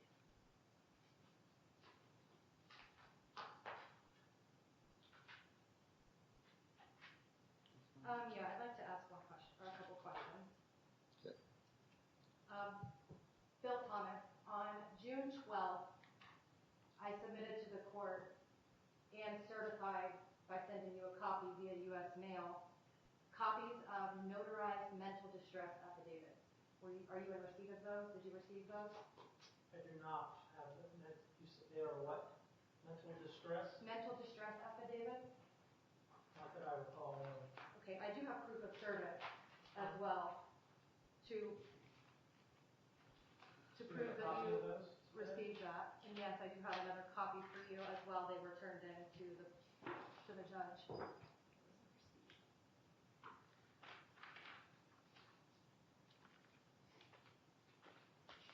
Anyways, here's a copy of the notarized and certified mental distress affidavit. Here is proof that you were given and in receipt of, as of June 16th, the mental distress affidavit. She asked me a direct question, Your Honor. I answered it for an argument. Like you said to me, I can't present this stuff for not an argumentative statement. I don't know what she's showing me here, but I answered the question. You were asking about proof of mental distress. I was just... And I said, I know I have not received those. That's if you asked me that question. That's the answer. Okay. This is redirect. You have any more redirect? No, sir. No, Your Honor. Recross? No, Your Honor. Okay. Any additional evidence? Nope. Everything I have as far as evidence has already been submitted to the court, the police, and with What exhibits are you offering into evidence? I have 11 exhibits here with proof of continued harassment, the mental distress affidavits, which should be seen by the court as verifiable proof, as they were notarized and sworn statements. Regarding the mental distress affidavits, I would just like the court to see the continued pattern of harassment as stated in the Medicine by Stalking ORC. I have met all of the extenuating circumstances and verbiage according to the ORC, and I've already presented the court and bill with all of the proof thereof, including mental distress. So those exhibits are being offered in evidence. Any objection? I don't have a copy of what's being offered into evidence, Your Honor, so yes, I object. You were It right was, over there. Oh, you're talking about this packet here? I've already objected to this, Your Honor, this entire packet. And what's the objection? Well, Your Honor, for example, on page 385 here, in this Exhibit 9, she's stating that this was from a medical practitioner, but then now she's testified that these are in her own words. I mean, can I just type anything up and submit it to the court as testimony from my doctor? Because that's what happened here. So to submit this to court is... objection. I never testified in motion of my doctor. That was a supplemental police report that I personally wrote with information regarding my private health information to further prove the criminal side of things, where I'm going after Bill Thomas for retaliation of a witness regarding the criminal allegations that he's been seeking information about. This has been given to Special Prosecutor Ryan Nelson from Hamilton County. That supplemental police report was intended for the police and to provide them with further evidence of mental distress, not to be used against me in the court of law or publicly by disseminating them on Facebook as he has done. There's federal and state laws to prohibit that. All of the exhibits submitted to the court are relevant to the opening statement, and the rest of the testimony made by Brittany today is firsthand experience. So you haven't offered anything into evidence yet? It is the exhibits that have been presented. Should he be sworn in? No. They have been presented. The bailiff has them right now. Are They you were not offering previously- those exhibits as evidence? Yes. Yes, sir. Do you have any objection to that? No, Your Honor, that's fine. And what exhibits do we have? These exhibits here? We have exhibits, petitioner's exhibits, 1 through exhibits 1 through 11. And the rest of any evidence that was submitted to the court previously with the mental health affidavits. They were already submitted, notarized, and put in onto record prior to today. I'd like to submit proof of Are delivery. you objecting to any of that? The mental health stuff, yes, I don't have a copy of it. Can I present proof of delivery of these mental health So affidavits? in a hearing, you don't mail in the evidence and say, we sent it to you already. Oh, This was a while that ago. was a certificate of service I submitted to the court and provided Bill Thomas with a certificate of service. This is a hearing. If you have evidence, you have to offer it as evidence. If you don't offer it as evidence and it's not accepted, then it's not considered by the court. I'd like to offer mental distress affidavits as evidence. That were previously filed with the clerk of courts with reference to this case. I would need to see copies of these, Your Honor. I don't have copies of them. Show him the exhibits. This is a certified mail that shows his receipt of those exhibits. Do you think that's just mailing things into the clerk, it results in it being considered as evidence? No, sir, we No, have. no, no, sir. This is showing his receipt of He is saying these he never documents. got these. I am So saying. whatever you want me to consider as evidence has to be admitted as evidence during this hearing. Gotcha. I would like to Understood. present these, Madam. Show it to,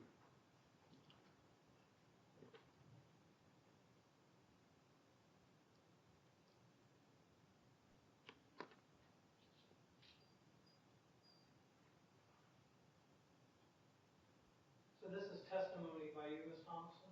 Not by... These are sworn mental distress affidavits. But this is your testimony, Now, currently you're looking at a witness testimony. but this is from you, not a medical professional, correct? These are mental distress affidavits notarized with the court. ORC recognizes affidavits as legal proof. Your Honor, I'd like to notate, somebody suffering from mental distress, I wouldn't be able to get this close to them. I'd be a little scared, because I'm a scary person. I have no objection because these are her words, not from a medical professional. and they'll be admitted as that. Yes. Right. Do you have exhibit numbers for these? One exhibit? One exhibit, I can get an exhibit. So Like, are these exhibits also, or what? Yeah, those are Mr. Thomas. I have a cover sheet I can give you. These are Mr. Thomas's exhibits? Okay.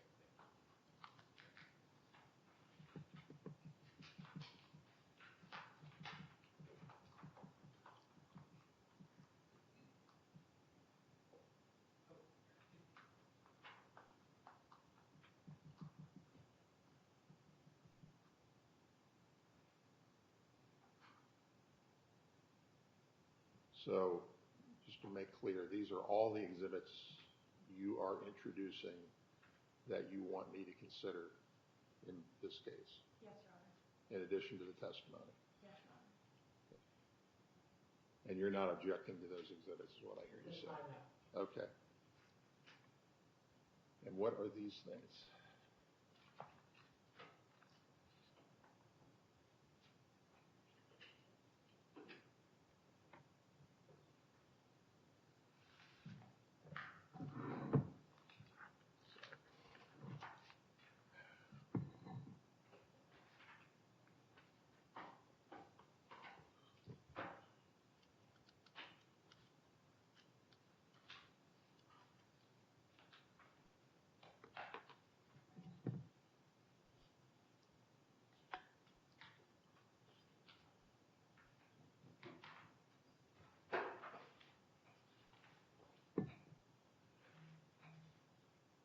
Is this just one exhibit, Mr. Thomas?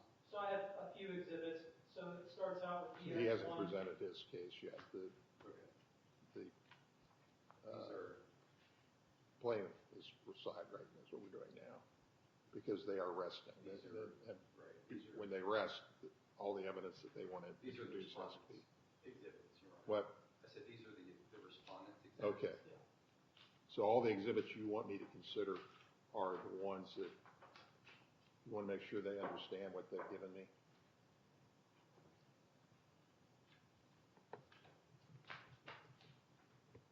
Yes, we agree. All of the exhibits submitted are in total.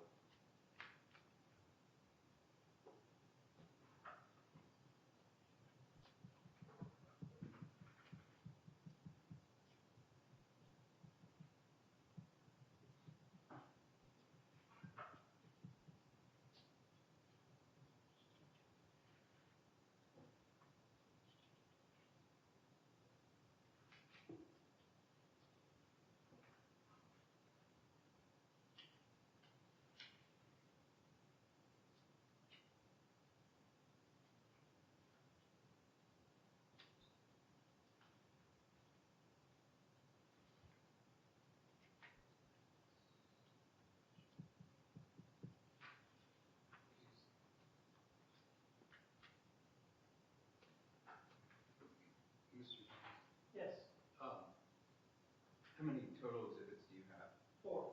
So you should, well, Okay. you don't have a third, 3.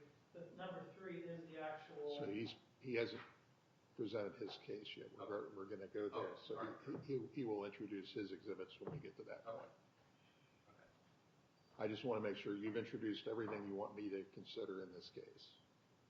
And Yes, Your Honor. Okay. My testimony, my mental distress affidavit, and then I would just like you to take into account that I have been prescribed anxiety medication from my doctor, short term, while I get through this. Your Honor, we Debacle. don't, again, go back to this. That would be all I'd like to Proof include. today. And this is hearsay. I can say I'm on anxiety medications because Ms. Thomason said she shared a video of my son. You can say anything. I'm asking for proof of this stuff, and we don't have it today. okay. Anything else? No. Okay. Petitioner is rested. Respondent. So, Your Honor, I'll just go through to make this easier, rather than go through all the line of questioning again and arguing everything. I did not know the petitioner prior to her messaging me. I don't recall ever having a phone call with the petitioner. If I did, I would love to see that record. I'll have to go back and look, but I don't remember a phone call, or recall.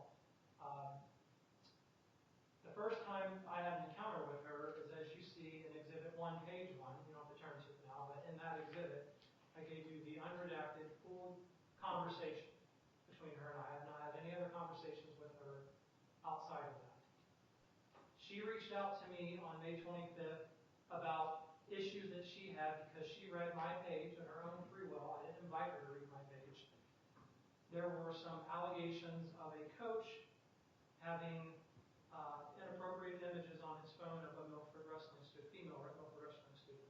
I advised the coach that we got to go to Miami Township Police and file a report about that was my action with him, because it had not been reported. So I had posted something on the page to the effect of, hey, anybody that has stuff going on, we need to know. If there's other things going on, I suspect there's other things going on.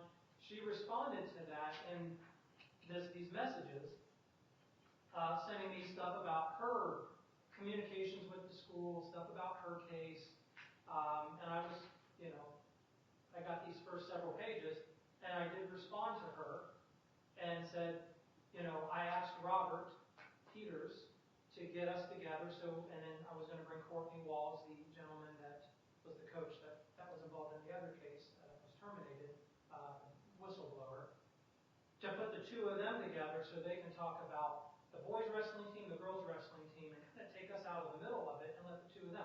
I had no idea that the two of them had a relationship. I later found out that Mr. Walls and Ms. Thomason actually knew each other through the boys wrestling team. I did not realize that at the time, and I didn't realize they had already been communicating. So that meeting was to kind of introduce the two of them. I had no desire to meet Ms. Thomason for any other reason other than to put her in contact with Mr. Walls. That's it. So there's all these pages, 64 pages of communications. I'll let you read them at your leisure, where she's sending me screenshots of people's Facebooks, people's personal images, sending me conversations, private conversations that she's had with people, literally blowing me up with stuff. And I have a record of an actual statistic of that. That statistic is she messaged me 106% more times than I responded back to her. And if you were to count these in the exhibit, they would attest to that. 106% more times she communicated to me, and most often I was responding to her, not initiating communication with her. It was never my intent to have a deeper relationship with Ms. Thomason other than what's going on in Milford schools. Never had intent to. I didn't know her.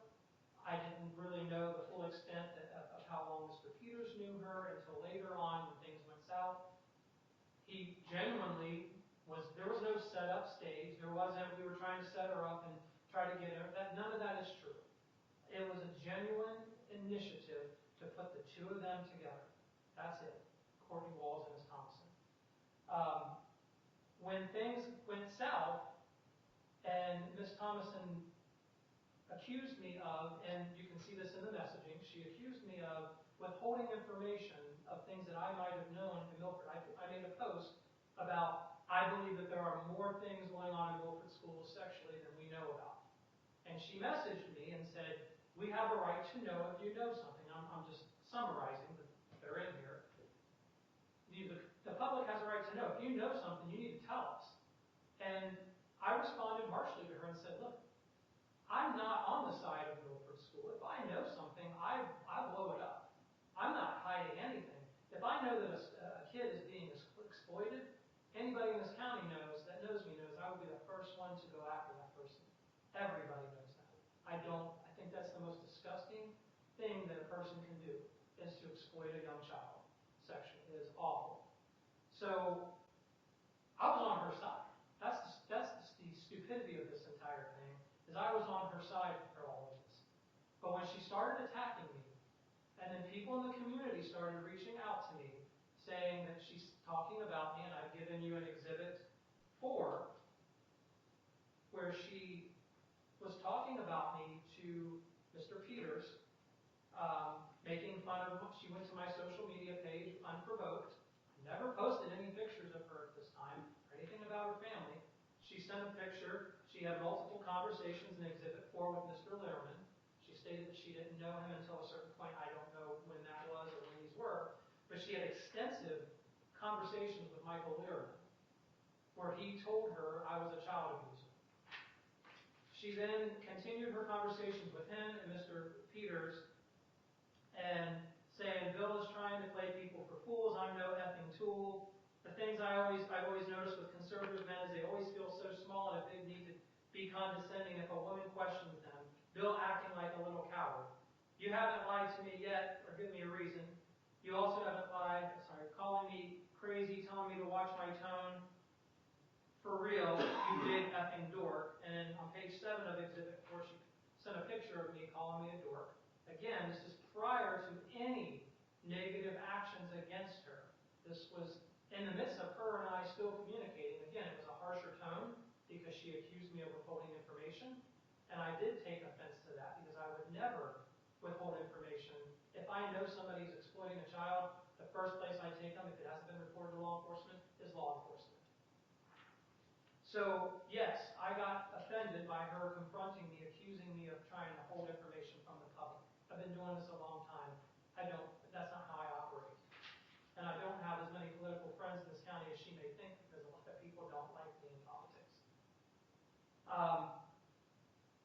I have more followers on my TikTok than he'd post, and he does screaming and boy daily. He's irrelevant, let's be frank. Oh, he's big mad, little bitch. Sending Robert screenshots of my posts to her and posts from Courtney Walls. I'm telling you, this isn't the first time I've been given bad information by Courtney, and yet Bill is none the wiser than just to assume. Men are effing ignorant, and I'm not going to use the F word in court out of respect for this court. The gas station, so I had a pair of, I went to Florida in this picture, and I forgot my Ray-Bans. I bought a $10 pair of sunglasses, and I took a picture. Now, this is on my private Facebook, but I've never cried about it. I posted it my own free will on my public Facebook. I don't care if she took a picture of it. I'm not claiming mental distress. I didn't go to the police department and cry. Brittany is sending these things out. I let it go, but I addressed it with her and that last message to her saying, I'm done with you, move on. But her response was, the gas station shades say undercover, but the stance screams mall cop on vacation. Sir, relax, no one's trying to steal imaginary intel. Basically mocking and making fun of it. And you'll see all of this in Exhibit 4. When I got this information, and then I tried to cut communication, and she kept messaging me, then I got the message from Mr. Peters where it says, it is because men like him don't like to be questioned, Robert. I haven't talked SH about him or said anything I wouldn't say to his face. Obviously she did, because she never said any of this stuff to my face. I'm being given wrong information by Courtney. Anyways, I have everything I need to shut Bill up. I took that as a threat, including video footage of him physically assaulting his son that he tried suing the township over. I have dealt with this. I have been very open about the situation between my son and I. Everybody in this county knows about this. This isn't some big secret scandal. My son did some things that he shouldn't have done. I even shared the details of that in the message with Ms. Thomason. If you look through here, I gave her the entire story of what happened between my son and I. My son was unruly. I did put him on the floor, and by God, I would do it again if it came up again. The things he was doing were inappropriate, beyond inappropriate. And I got no help from the courts. He had 9 unruly referrals. Yes, I put him on the floor, and I would do it again. And there is a video that somebody obtained a copy of by luring and manipulating my ex-wife to let them into her email account, and they stole the video out of her email account. And they have been sharing it with people. I don't know if it was directly shared with Brittany, but I suspected it got to Michael Lehrman, and Lehrman gave it to Brittany. I don't know, that's hearsay. But she obviously has seen pictures or has a copy of that video because she has described the contents of my living room. And when I saw that somebody was threatening to share videos of my kids that are now, this happened in 2018. They cried victim about me bringing up Seth's brother here being arrested on drug charges from many years ago. But it's okay for them to threaten me with a video of something. I had my kids taken away from me. I got put in an orange suit and got chained up. It was not fun. It was extremely emotional. And yes, I did suffer emotional distress. I had to stand up there in chains in an orange suit in front of everybody in this courtroom, officers that knew me, sheriffs, chiefs, deputies that knew me. It was an embarrassing time. And it was a witch hunt by people in this county, in this township, that went after me. And I did file a federal lawsuit. It is in Judge Barrett's court right now. But to bring that up, you better believe that I'm going to respond. If you attack my family, It's all open game. This is not a victimization. This is me dealing with and defending myself. That I have had to defend myself with this stupidity since 2018. She doesn't know anything about what I've had to deal with and the mental distress I've had to deal with of this video, the threat of it being shared. I don't care about me in the video. I could care less. You have children, Your Honor. You know how it is to raise kids. Your kids could go on to be anything they want. But if this video gets out, I have a daughter that's in nursing school.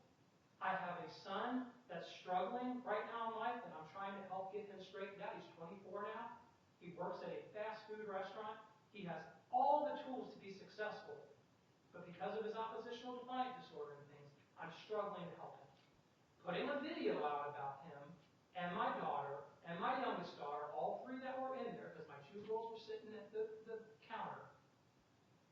Yes, I'm sorry. I did react. And yes, I did post things about Brittany Thomason. And yes, I dug into her. But anything that I pulled was a public record. It was posted on public social media pages. And it was in response to this one message and this exhibit from Robert Peters that says, I have everything I need to shut Bill up, including the video. She stated that she had the video. She may be saying she didn't know, but in this, she made me believe she had the video and she was going to share it out. And I'm trying to defend my kids. My intent was to pursue her enough to back off. And instead of backing off, she went down to this court and filed a protection order, but did not attest to the instigating things that she did to instigate the behavior.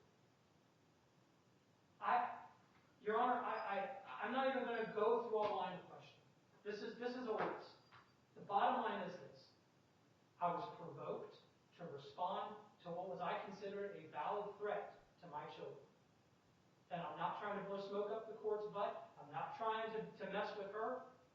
Her brother-in-law messaged me and said, hey, I've got my issues, but those are my nephews. Would you please take that picture? It was a picture she posted of her family on her public social media. I didn't steal any pictures. It was on her page. I posted that picture, but out of respect for her family, despite her and mine's differences, their uncle reached out and said, hey, I really care about my nephews, and would you please just take it down? I said, you know what, Seth? His name's Seth Thomason. I said, I will take it down out of respect for you. And I removed the picture. I didn't remove the picture for any reason I thought that I was going to try to hide anything. I removed it out of respect for the person. And I don't even know their brother-in-law very well. I just know him on posts. Well, I don't have a relationship with them. I've never hung out with them, never met them. But when somebody reaches out to me and says, hey, those are my nephews, and I don't want them in the picture. Would you please take them down? Yes. So I took the picture down out of respect. My intent is not to destroy Ms. Thomason to the point where she can't ever come back. My intent is to prevent her from further trying to share videos of my kids and mine at a very, very dark time when I had to deal with some very, very disgusting people in this county, like Amanda Fox, the women's attorney, whatever they're called, where they provide the YWCA. I had like 4 attorneys against me. It was awful. And then my attorney didn't even show up. So, yes, I could claim to this court today I have mental distress from this. As you can hear in my testimony, I had mental distress from this. But I didn't go down and file a protection order. Do you know why, Your Honor? I didn't file a protection order because I felt like I'm an adult. I can deal with this myself. Maybe it wasn't the right way to deal with it. Maybe I should have came down and filed a protection order. But I feel that protection orders in this county are abused. The process is absolutely abused. And I'm not going to continue to file this stuff, subpoenas, and drag people through court over nonsense like this. So I refrain from coming down here by this threat because I could definitely tell you I have mental distress. But I'm not going to do that to this court or to the many victims that actually file protection orders, that are abused women, that are beaten from their husbands, that come in here into court and are abused, battered. My mom was a battered woman, and I take high offense to this stuff. She never made it to court. Her husband, our boyfriend, beat her to death many times. Drug addict. Is there an objection somewhere for relevance? Can we get somewhere? You actually cannot make any objections because you're not an attorney, right? So So, Can I object for relevance? you can, but I'm going to overrule it at this point. so Your Honor, I'm not here seeking a protection order from Ms. Thomason.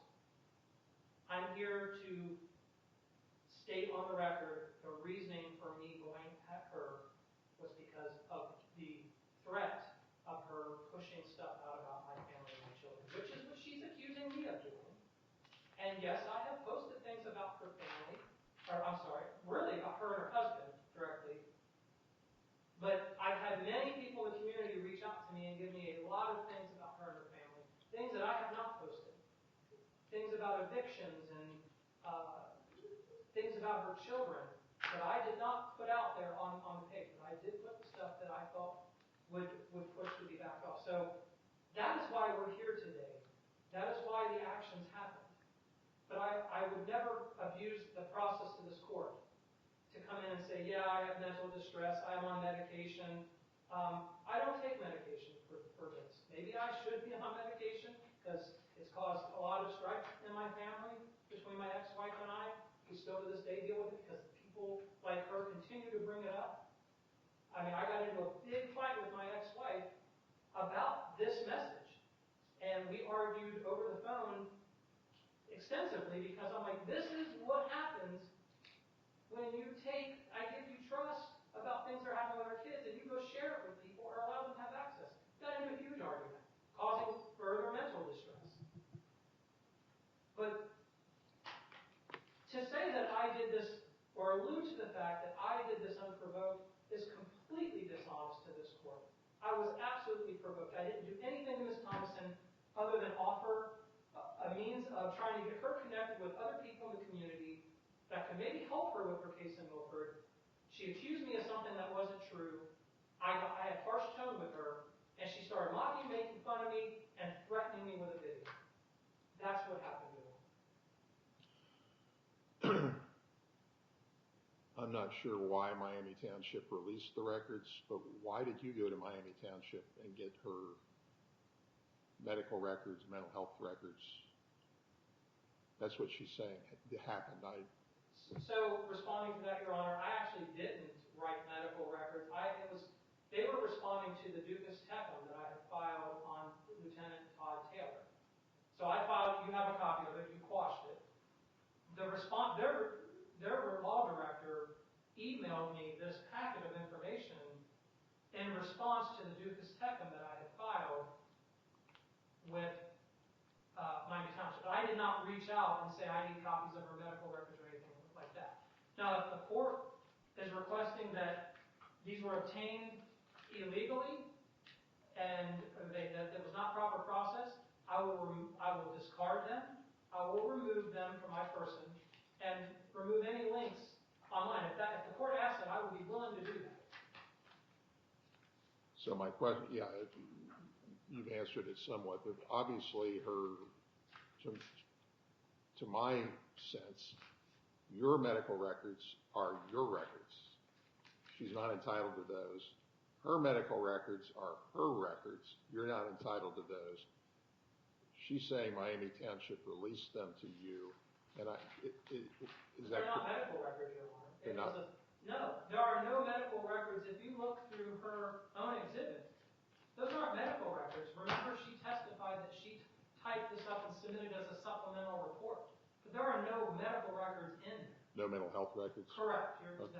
She disclosed that she had been seen and that she's on medication and that I'm on anxiety medication. It was all what she said and typed up. But nothing that's a certified medical record by a medical practitioner or something that she obtained from a hospital or a medical, none of that is in any of this. So that was direct examination from the respondent. You now have the opportunity to cross-examine. You can do as much or as little as you choose. I'm going to try and do as little. I don't want to take up any more of your time. I've got work to get to as well.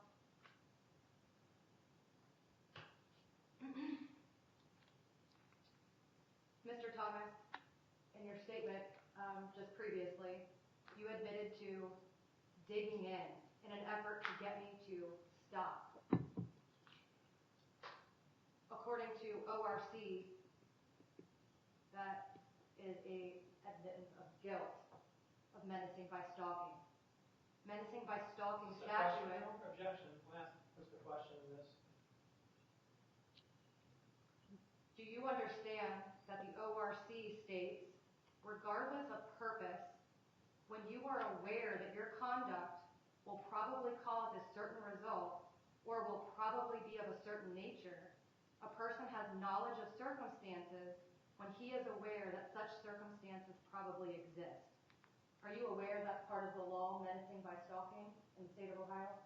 I don't have a copy of it, so no, I don't know that. Okay, I've got a copy. Ignorant of the laws, just don't matter. Go on. Okay.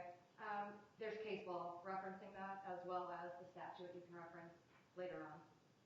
State v. Schwab ruled in favor that the defendant was guilty of menacing by stalking regardless of his purpose, when you are aware that conduct will cause a certain reaction.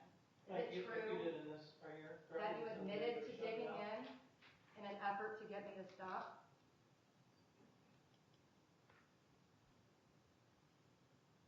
Can I hear your question again? Is it true that you admitted to digging in an effort to get me to stop? Stop attacking my family, yes. Would you agree that our last point of contact was a message from me to you on June 4th stating, please don't contact me, and that I blocked you? Yes. Would you agree that after I blocked you, you made approximately 10 to 12 more posts about me? You asked me to stop communicating with you, and I did. So the indirect That's not the communication, you are denying that wasn't you that posted any of the indirect communication that I have submitted to the court? No. Exhibit? What your question to me was Did I ask you to stop talking to me on June the 4th when I Yeah. blocked you? And I said, yes, please stop talking to me. You didn't say anything, please don't post about me, nor did any law enforcement officer ever. So would you agree that there were 10 to 12 posts regarding me after I asked you to stop talking to me? I'm not able to answer that because I don't have a count. I've got all those exhibits here of the 10 to 12 posts regarding me, criminal activity. You all can show him. transcribed. You can show him to him then. He has I copies just of gave them. him this packet of information.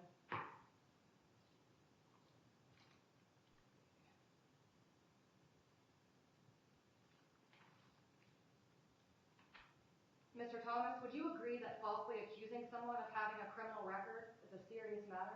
Oh, absolutely. Have you ever contacted me or reported to the police the crimes you allege of myself and or my business? I never,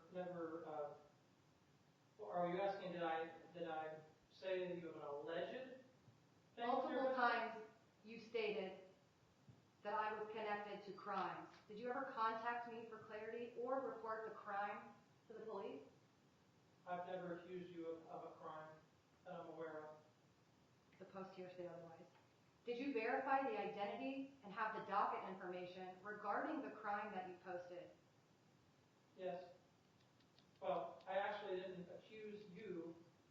It had, as we will see in the one, we can hear, even Magistrate Mitchell told you, as you're aware, that it had question marks after it because it's wondering, because people reached out to me and said you run drugs through your house. Now, I didn't even post that, but I put question marks after it. So it's safe to say then that you had no idea. That's your objection, Your Honor, is leading. So any speculation So she regarding can lead myself, on cross. Okay. any speculation regarding myself, my kids, or my business was actually made by you without personal knowledge. Is that correct? No. Bill, is it true that you received my motion to limit media earlier today due to your threat to further use my emotional distress to humiliate and embarrass me? If I've not received any motions other than this piece of paper sitting in it. Those are exhibits as well, and the motion that I presented to the court. So would you agree that most parties don't publicly invite spectators to protection hearings, especially to talk about my mental distress or emotional distress? Actually, yeah, news media they do reach out and do cover stories like this. So, no, I would not agree with that statement. So after I asked you to stop talking to me on June the 4th, can you explain your intent on why you continued to mention me in more than 10 posts following, insinuating that I was part of drug trafficking, my business was a drug trafficking front, and posts of my children? So I obtained. It's a yes or no question. Yes or no? Would I'm you agree? I'm allowed to explain my answer. Mr. Lerman, you're not allowed to speak at all. Okay.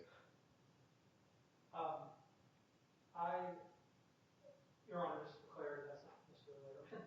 Mr. Thomason. Yeah, I wanted to clarify that. Yeah. That would not be okay. Yeah, I apologize. By that. The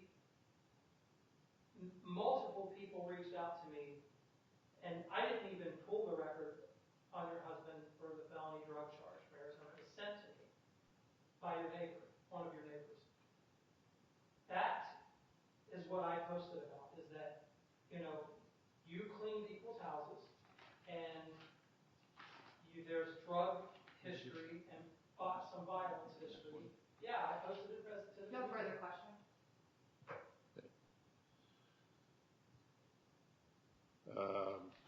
Anything else?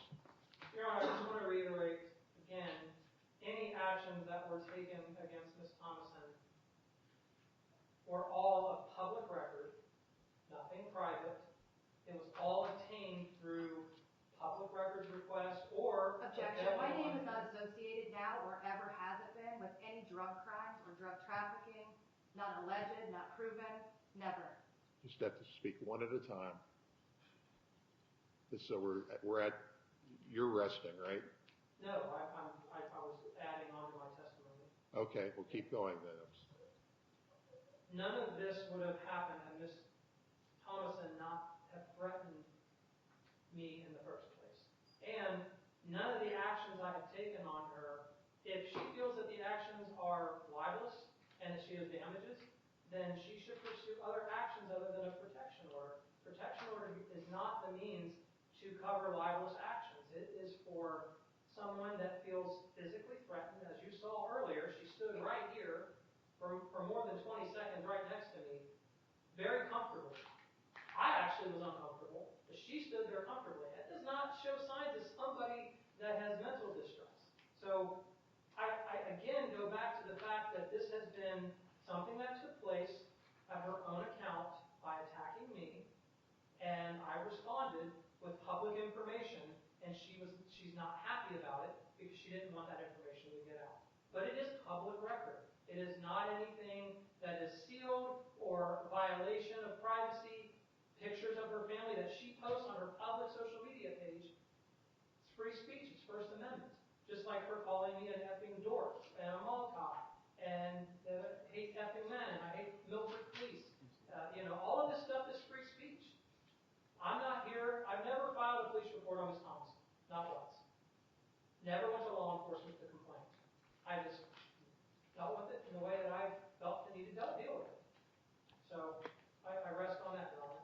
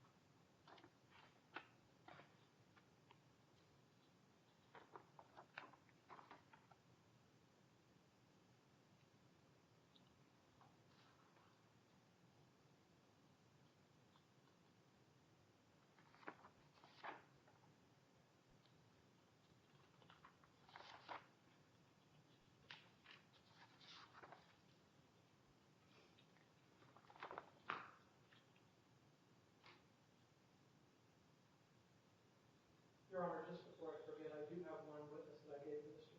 Schuler that I Sure, you're still part of your case. There is free speech, but obviously there are also it's kind of a balancing. The legislature also said you can't engage in conduct that makes the respondent believe you'll cause them physical harm or mental distress. And so I think we all realize, yes, there's free speech, but there's a limit to free speech. So I just will add that. So call your next witness. Robert Peters.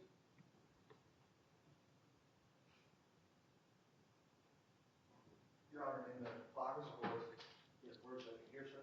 Yep. Raise your right hand. Yes, sir. You solemnly swear or affirm that the testimony you are about to give before this court is the truth, the whole truth, and nothing but the truth. I do. Good morning, Your Honor. Morning. Could you please state your name for the record? Robert Peters.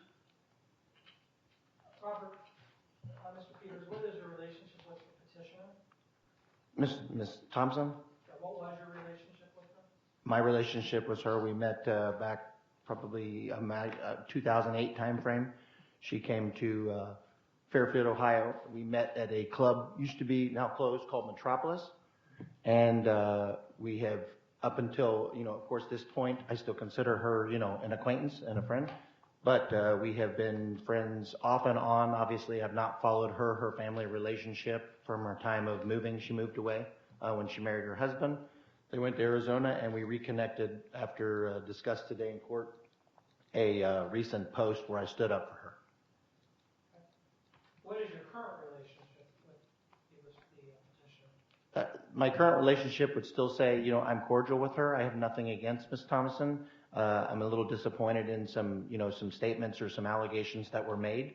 But obviously, that doesn't change the fact that ideally I'd still like to see her successful in her own way. I just wish that we could obviously not bicker between one another about histories or past. In the protection order paperwork, she stated that you're a Brady listed officer. Is that true? That is not true. I apologize, sir, to answer your question. And then if I'd like, Your Honor, to make a very brief statement, if you would allow me to enter into the record. If not, that's okay. You can just answer the question. Yes, sir. So to answer your question, sir, is no, that I am not. I will use, based on what I had in the statement here, was the designation is not a formal designation of a Brady listed officer. It was a case in which there were rape victims and things to discuss that I won't discuss or bring public in this culture, in this neighbor. I was able to be told that I was to get a search warrant for something. Long story short, the search warrant was being obtained by that local prosecutor's office. It was not obtained during my arrest, and a letter was sent, one that I believe we all are aware of, was sent to my police department saying that myself and the police chief were eligible for Brady O'Geely, okay, which is usually a career-ending saying that they feel like you were dishonest or you didn't present yourself appropriately. It is not I was never terminated or disciplined on that behalf. I do have, for the upper, a letter of retirement from the police chief and mayor, and I also have records from the state of Ohio via OPATA, any of us that it's public record for anyone to search to see if I was terminated pending any actions or anything of such. And it says, in fact, the highlighted part, Your Honor, and to Ms. Thompson and Mr. Thomas, the retirement, service retirement, in good standings. Has the petitioner shared this information publicly with anyone that you're aware of? Via hearsay, like people saying, yes. I have not seen it with my own eyes that it has been posted, so I'm not going to stand here and say that it came from her, but I do know that it has been posted up until, I was even told prior to this hearing that there was information sent out from said party. Now, like I said, that's all, again, hearsay. That person is not here to defend or say otherwise, sir. Did the petitioner inform you that she had a copy of a video of an incident involving the respondent, Mr. Thomas, me, and my son back in 2018? She did, sir. Have you ever been inside my home, not including my garage, any of my rooms. No, sir. So you wouldn't be able to identify the contents of my living room. That's correct, sir. Did you send an AI assessment to me describing my living room as it would have been displayed in that video that the petitioner stated she did not have? Correct, yes, what we have The seen. AI assessment you sent, that came from Ms. Thomason. Correct. When sent to me via her account, I sent it over to you. Did she allude to that she was going to share the video out for any reason? In the comments only, not physically via verbal, but in the comments that she had said there, she specifically did say in those comments that were sent to me that I forwarded to you, sir. Why was she going to share the video? There was no description specifically given, Mr. Thomas, into why or if or how she was going to share that information. The statements were made to me that she had received those from your wife, your ex-wife. Did you inform the respondent? I'm sorry, you already answered that. How did I react once I found out that she threatened to share the video? For lack of shorter terms, you were rather pissed off. You were upset because you had stated to me, I didn't know the whole situation. So you began to describe and share the factual knowledge that you had and why that had happened.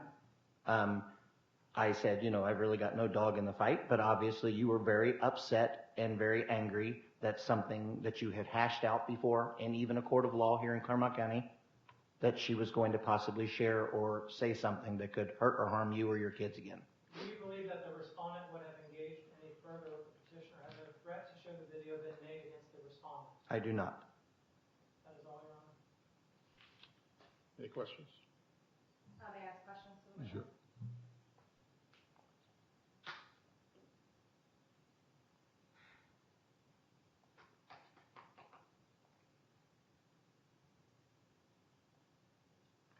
Mr. Peters, at any time did I tell you I wasn't comfortable meeting or talking with Bill?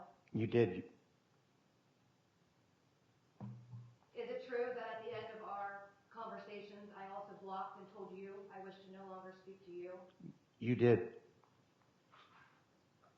When I sent the tongue-in-cheek message to you,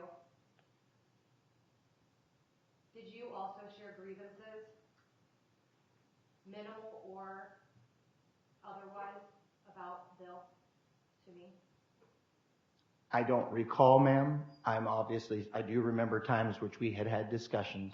Tongue-in-cheek, Thompson. back and forth. Correct, but I do remember that there had been times that I had stated to you, and I will put on the record that Mr. Thomas, to many people, can be hard to deal with because he often is he is driven to find, whether they're legal, illegal, he is driven to find, answers to things. And he is usually an honest person, but he comes off as someone who can be very aggressive towards his end game or goal. Just so we're clear, I do not recall any harassing comments or stating Mr. Thomas feels a particular. I wouldn't say they were harassing, just minimal grievances that you had against Bill's character. Well, again, like I said, I'm not saying I deny that the fact that I said to Mr. Thomas, but yes, I do agree with you. We had, as you're calling it, tongue-in-cheek conversation back and forth in regards to his sometimes inability with different individuals to get along. Not simply you, not for anybody.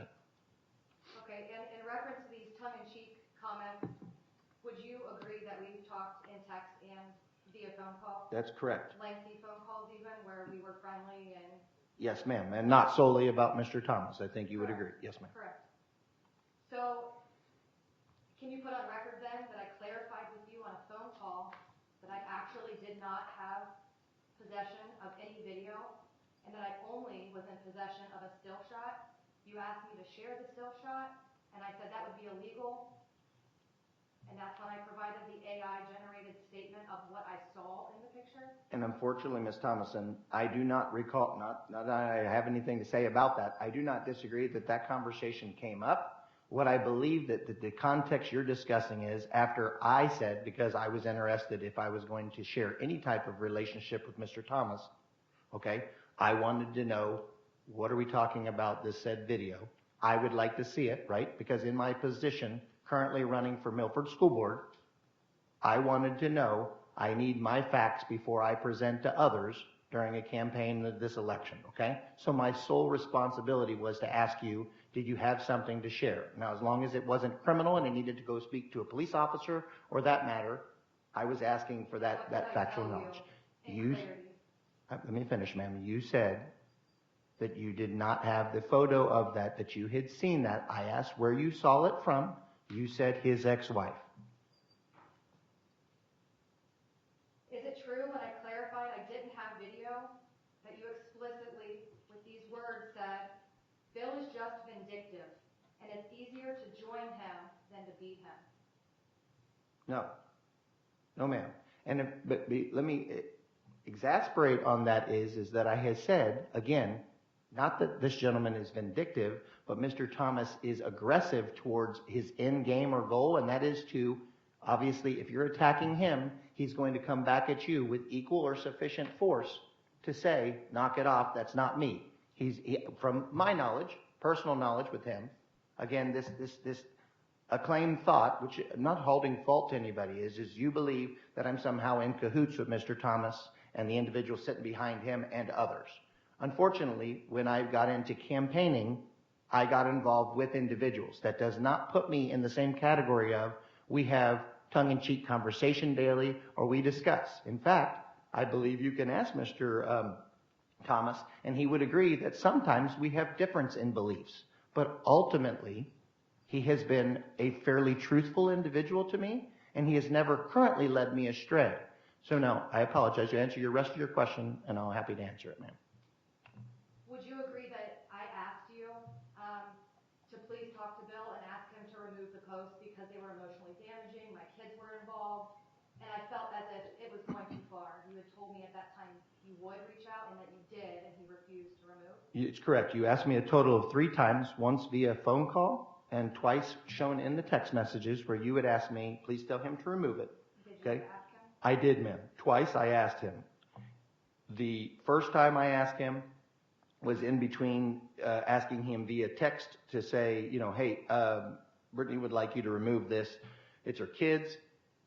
I understand it as a public made profile picture and things at the top, the things that obviously are clarified as everybody teaches and practices. That's a public posted thing. You can block your pictures, but your cover page and your profile picture are free to the world, okay? That's meta policy procedure. But then when I asked at that same point, right at the same time that I was asking him, hence the reason why it was removed, not from me, I believe Seth or the individual he acknowledged, or neighbors, whoever, had reached out to him also and said, hey, for the sake of their children, which I would agree with you on that, okay? For sake of children and bringing them into our adult politics, okay, that we remove something. So as a reasonable person of this community, you would have reasonably felt alarmed or emotionally embarrassed? Nope, and I apologize, you're putting words in my mouth. I don't feel emotional about that. I am being concerned about, hey, children don't belong in politics, okay? Let me finish, please. Are you aware that I am not a registered voter or politically involved in any way? I know that as of your statement today. We didn't talk about that when you asked me to run for school board with you? You said to me, I said, why don't you run for school board? And then you reiterated to me, I will probably run as a liberal to go against and make Mr. Lehrman believe that he was going to do it, and then I will come out and announce I'm a Republican after getting elected. Okay? Those were all tongue-in-cheek statements. Do you agree? If they were tongue-in-cheek or they were statements, ma'am, and you made them. Do you not? It's not the question. Go ahead. Yes, ma'am. Did I share anything public about Bill that you're aware of? No, ma'am, not to my being aware of. I don't visit every day, change Clermont, nor do I seek out. I've not shared anything as far as you're aware. No, ma'am. Did I harass Bill in any way, according to you? Again, without jumping in the confines of the Ohio Revised Code or that of harassing or menacing or thing, I believe that all parties here today have had some insensitive action where we have been, even whether public, legal, illegal, we have all shared things. We've played a very childish behavior. And I think that ultimately that could be pursued. You or Mr. Thomas could, sorry, sir, you or Mr. Thomas could, assume that that'd be harassing. I feel harassed, ma'am, that I'm here non-associated with either of you other than as a witness, and I'm talking about possibly being a Brady officer. In reference to you being a Brady officer, is it true that your peace officer certificate was number 090585? Well, I do not remember. I would assume, yes, if you're bringing that to me, that is the peace officer number. Yes, ma'am. In 2024, I believe was the year, did you receive a letter from the Ohio Attorney General stating that you may never practice law again in the state of Ohio due to your criminal allegations that were brought forward in Clinton County regarding you as a peace officer? Let's be clear. I am not an attorney, therefore I'm not practicing law. But as a peace officer, that is correct. In the state of Ohio, my certification has been revoked. No further questions. Anything else? Yeah, I have one thing. Mr. Peters, the petitioner made reference to a video where I was waving a firearm in the air at a meeting. Are you familiar with that? I am, sir. Were you at that meeting? I was, sir. Were you in visual line with me? I was, sir. See me. At any point, at all, did I ever grab a firearm, touch a firearm? You did not. Did I ever wave a firearm in the air? You did not. Did I ever directly threaten, unprovoked, someone outside of if somebody broke into my house, they would be dealt with, but did I ever threaten anyone? You did not. Thank you, that is all. Anything else? No? No, Your Honor. You can step down. Yes, sir. Thank you, sir.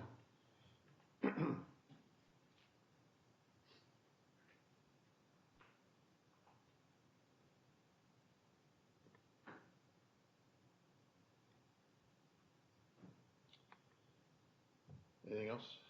No, I'm ready to close, Your Honor. Okay, I'm also ready for a closing statement. go right ahead.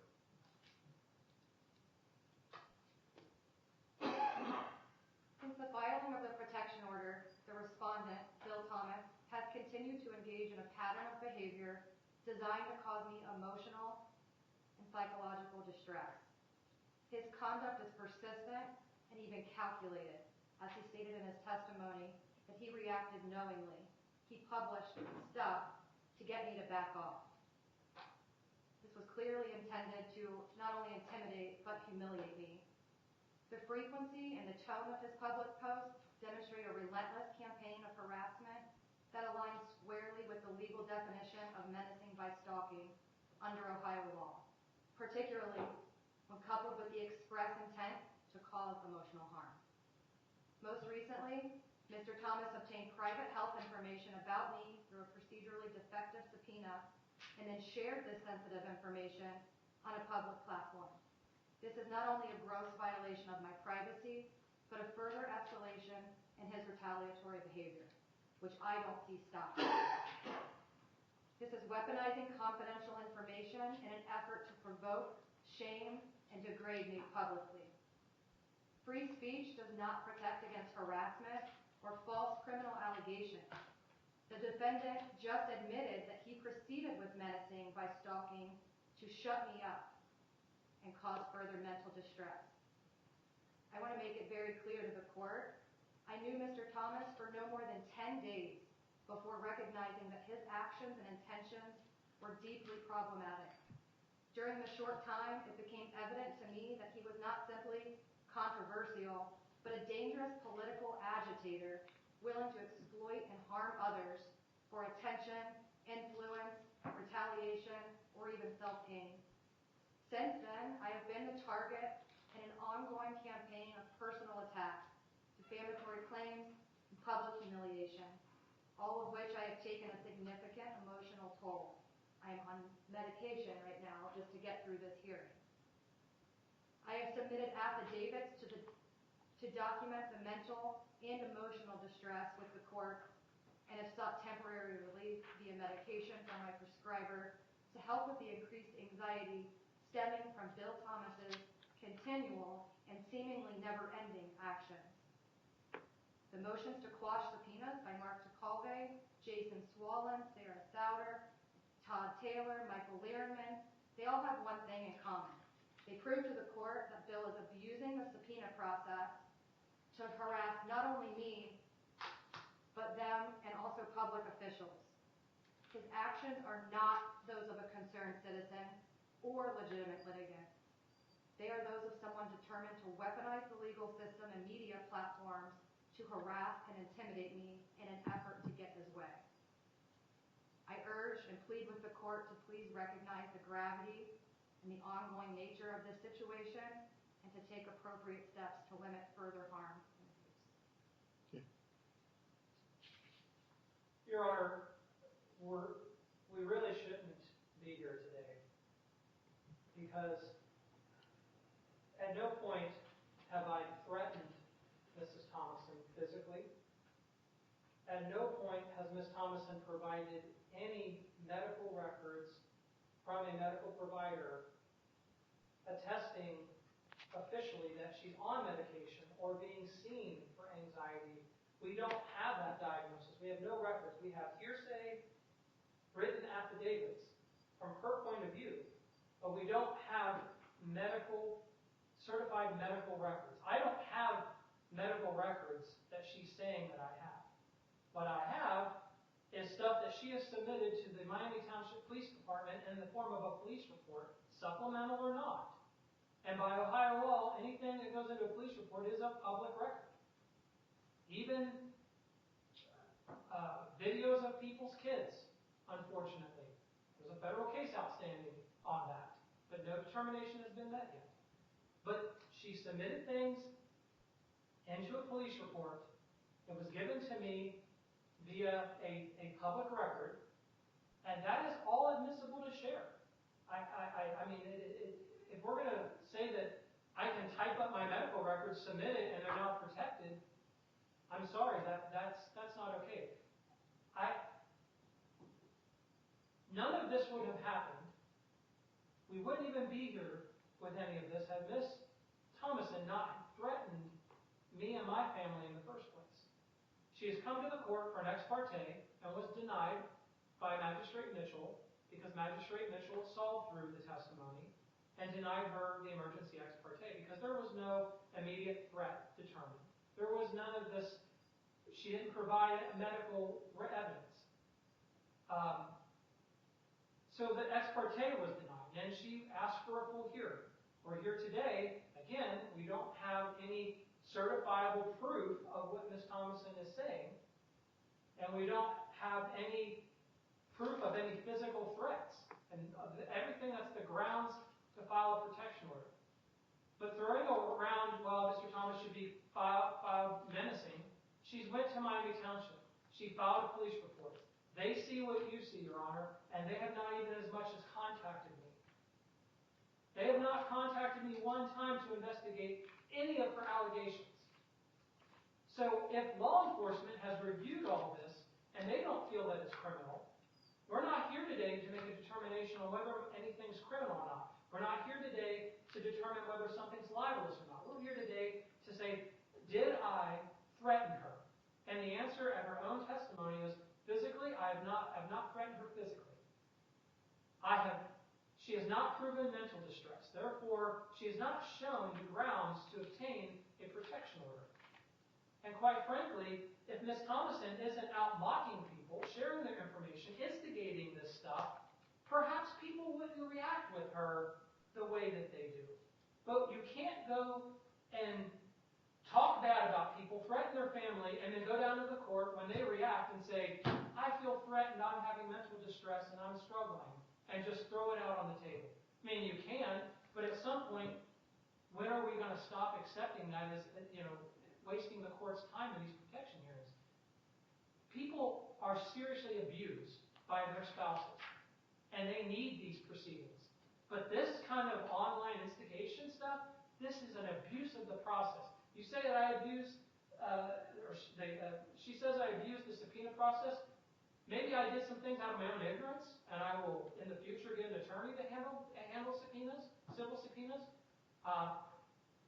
everybody that was subpoenaed was mentioned in her own protection order. Everybody that was subpoenaed. So it wasn't just frivolous subpoenas. People were mentioned or had something to do with what she mentioned in that protection order. They were asked to be here to testify. You quashed it, we move on. But to sit here and victimize yourself when you are defaming someone to people in the community, having conversations with people about me abusing my children, I'm sorry, Your Honor. I think that's, you're instigating, victimizing, and then when you don't get your way at the emergency ex parte, you claim I'm on medication. We have to see through all that. And I ask that the court dismiss this protection order on the grounds that the petitioner has not shown the required proof to obtain a protection order in the state of Ohio. I just have one statement, if I'm allowed. Sure. The reason Miami Township Police hasn't reached out to Bill Thomas is because, like I mentioned earlier, all allegations from me and other members in the community have been sent to Ryan Nelson from Hamilton County to handle all criminal charges related to Mr. Thomas. That's why Miami Township hasn't moved forward. It's been moved to Hamilton County. Special Prosecutor Ryan Nelson.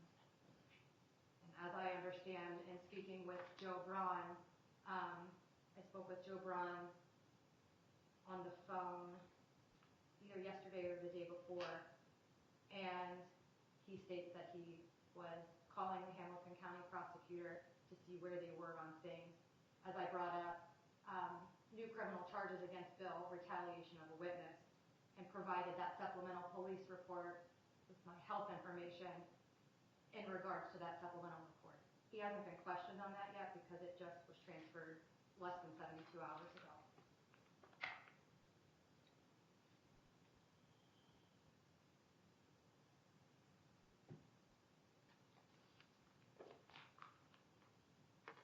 Miami Township did see that there was enough proof to open an investigation, and I do have proof of that case number as well, if necessary. Your Honor, it's standard practice. If there's an investigation, law enforcement needs to be reaching out asking questions to the accused.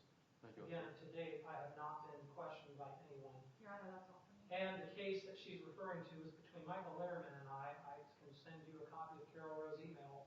It is specifically about the dispute between Michael Linnerman and I. That's what's gone down to the Hamilton County Prosecutor. Nothing relating to this case that I've been advised. There's an objection to that. Chief Hirsch just emailed both Bill and I don't have a paper copy of that, but Chief Hirsch sent correspondence to Bill and I letting us both know that that case was transferred to Ryan Nelson in Hamilton County.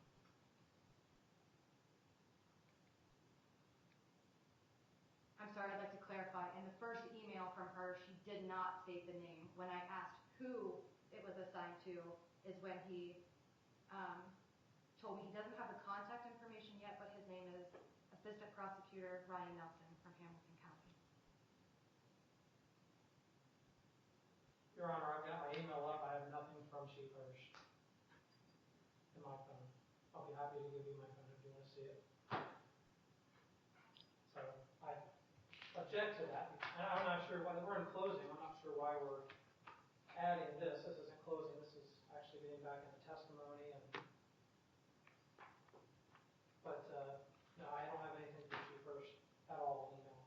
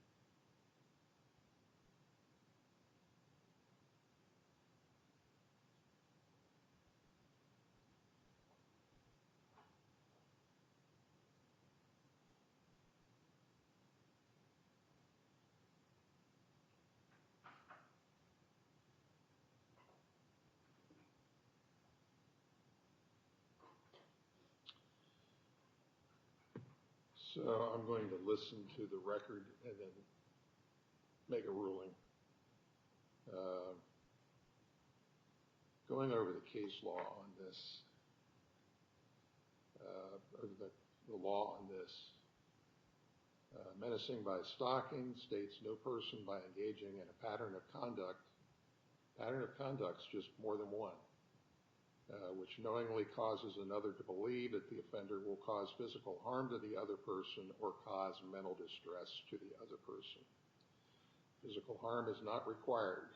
If you ought to know by your conduct that you are causing mental distress to another person, then and you fail to act appropriately, then you're guilty of menacing by stalking. I want to listen to the record to decide before I make a decision in this case, make sure I make it correctly.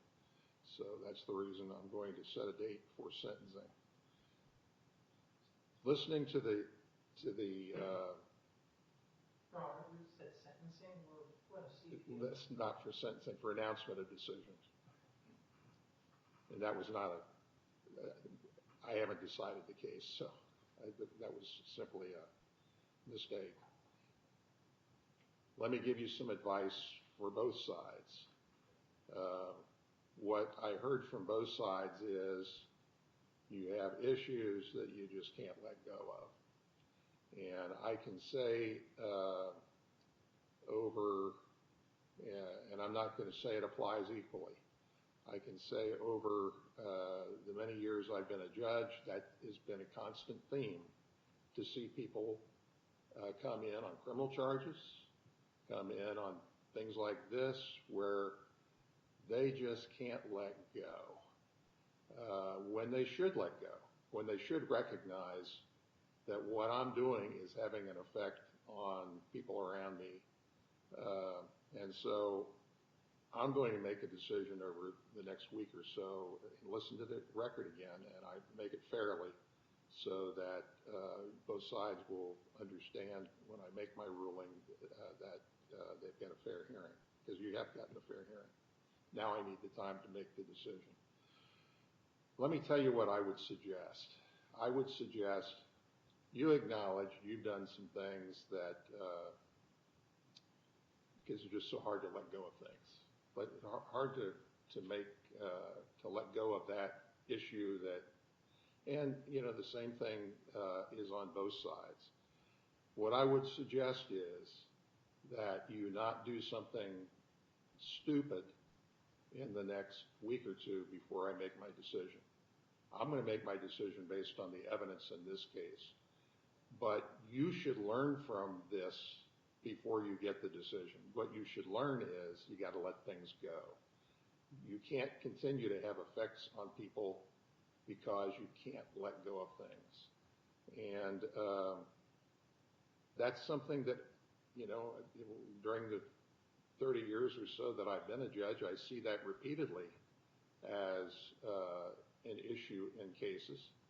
And it doesn't always result in criminal cases or civil cases. Sometimes you can see it in what people are doing. So you can leave here in the next week or so, and you can continue to make, to not let things go.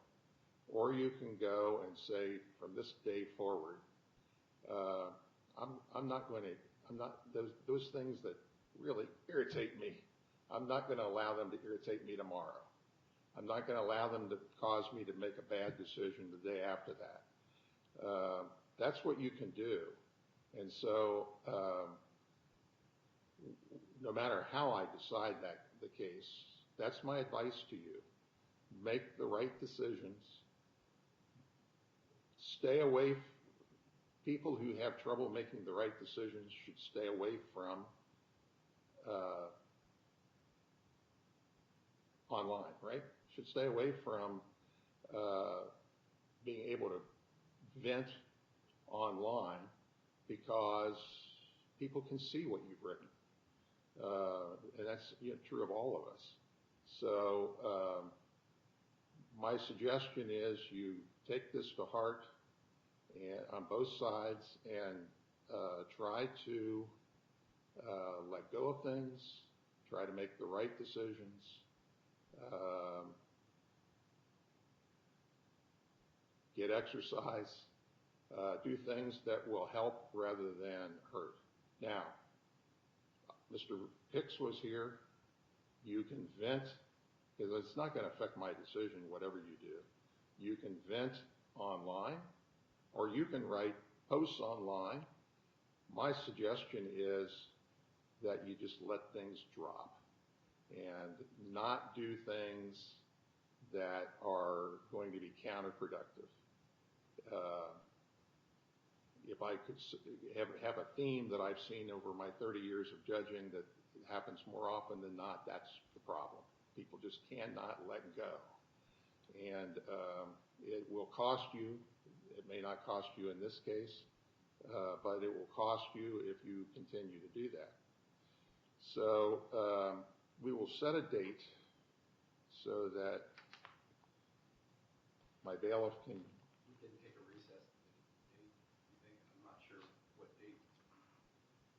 Your Honor, you're going to render a written decision, correct? It may be written or it may be announced when you come in. But I got a lot of work to do, just like you have a lot of work to do. So it very well may be a written decision, but I'm not promising that. I'll be out of town for a while, so I'm not sure when you're. Okay, so tell me when you're going to be out of town and. Throughout the month of July, off and on. Okay. So what I will do. So July is not very far off. What I will do. It is July. What? It is July. Yeah. I didn't mean to say that. That's okay. I'm also going to be out of town later in July. Yeah. So I'll try to do a written decision. That's probably the best for everybody. That's what I'm hearing. Your Honor, will that decision, does that get mailed, or do we have to come to the court and request? No. So what I do when I render a written decision is I will give it to the court, and they will file it, and they will send it to you.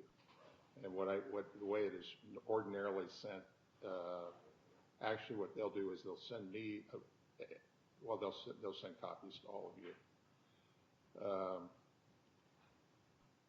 I would promise you how long it's going to take. I'm going to try to make it the next week or two, but it's hard to make a promise. I want to make sure, like I said, I give this case as much attention as it deserves. You're making a determination on the protection order, not menacing by stalking, correct? That is correct. Okay. Just wanted to be clear, because you mentioned menacing by stalking. Well, the menacing by stalking comes in terms of the protective order. So that's how you prove menacing by stalking for the protection order, is it not, Your Honor? That is correct. You have to prove 2903.11. You gotta approve 211. right.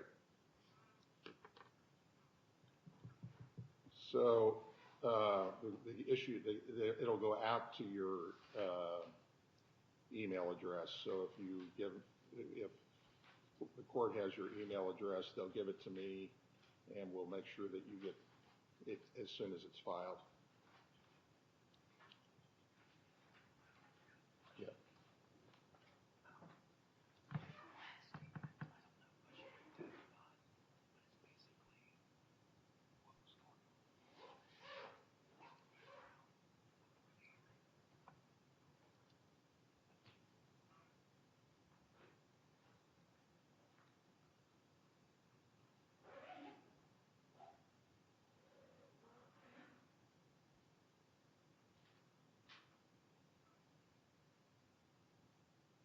Okay, we'll just, yeah.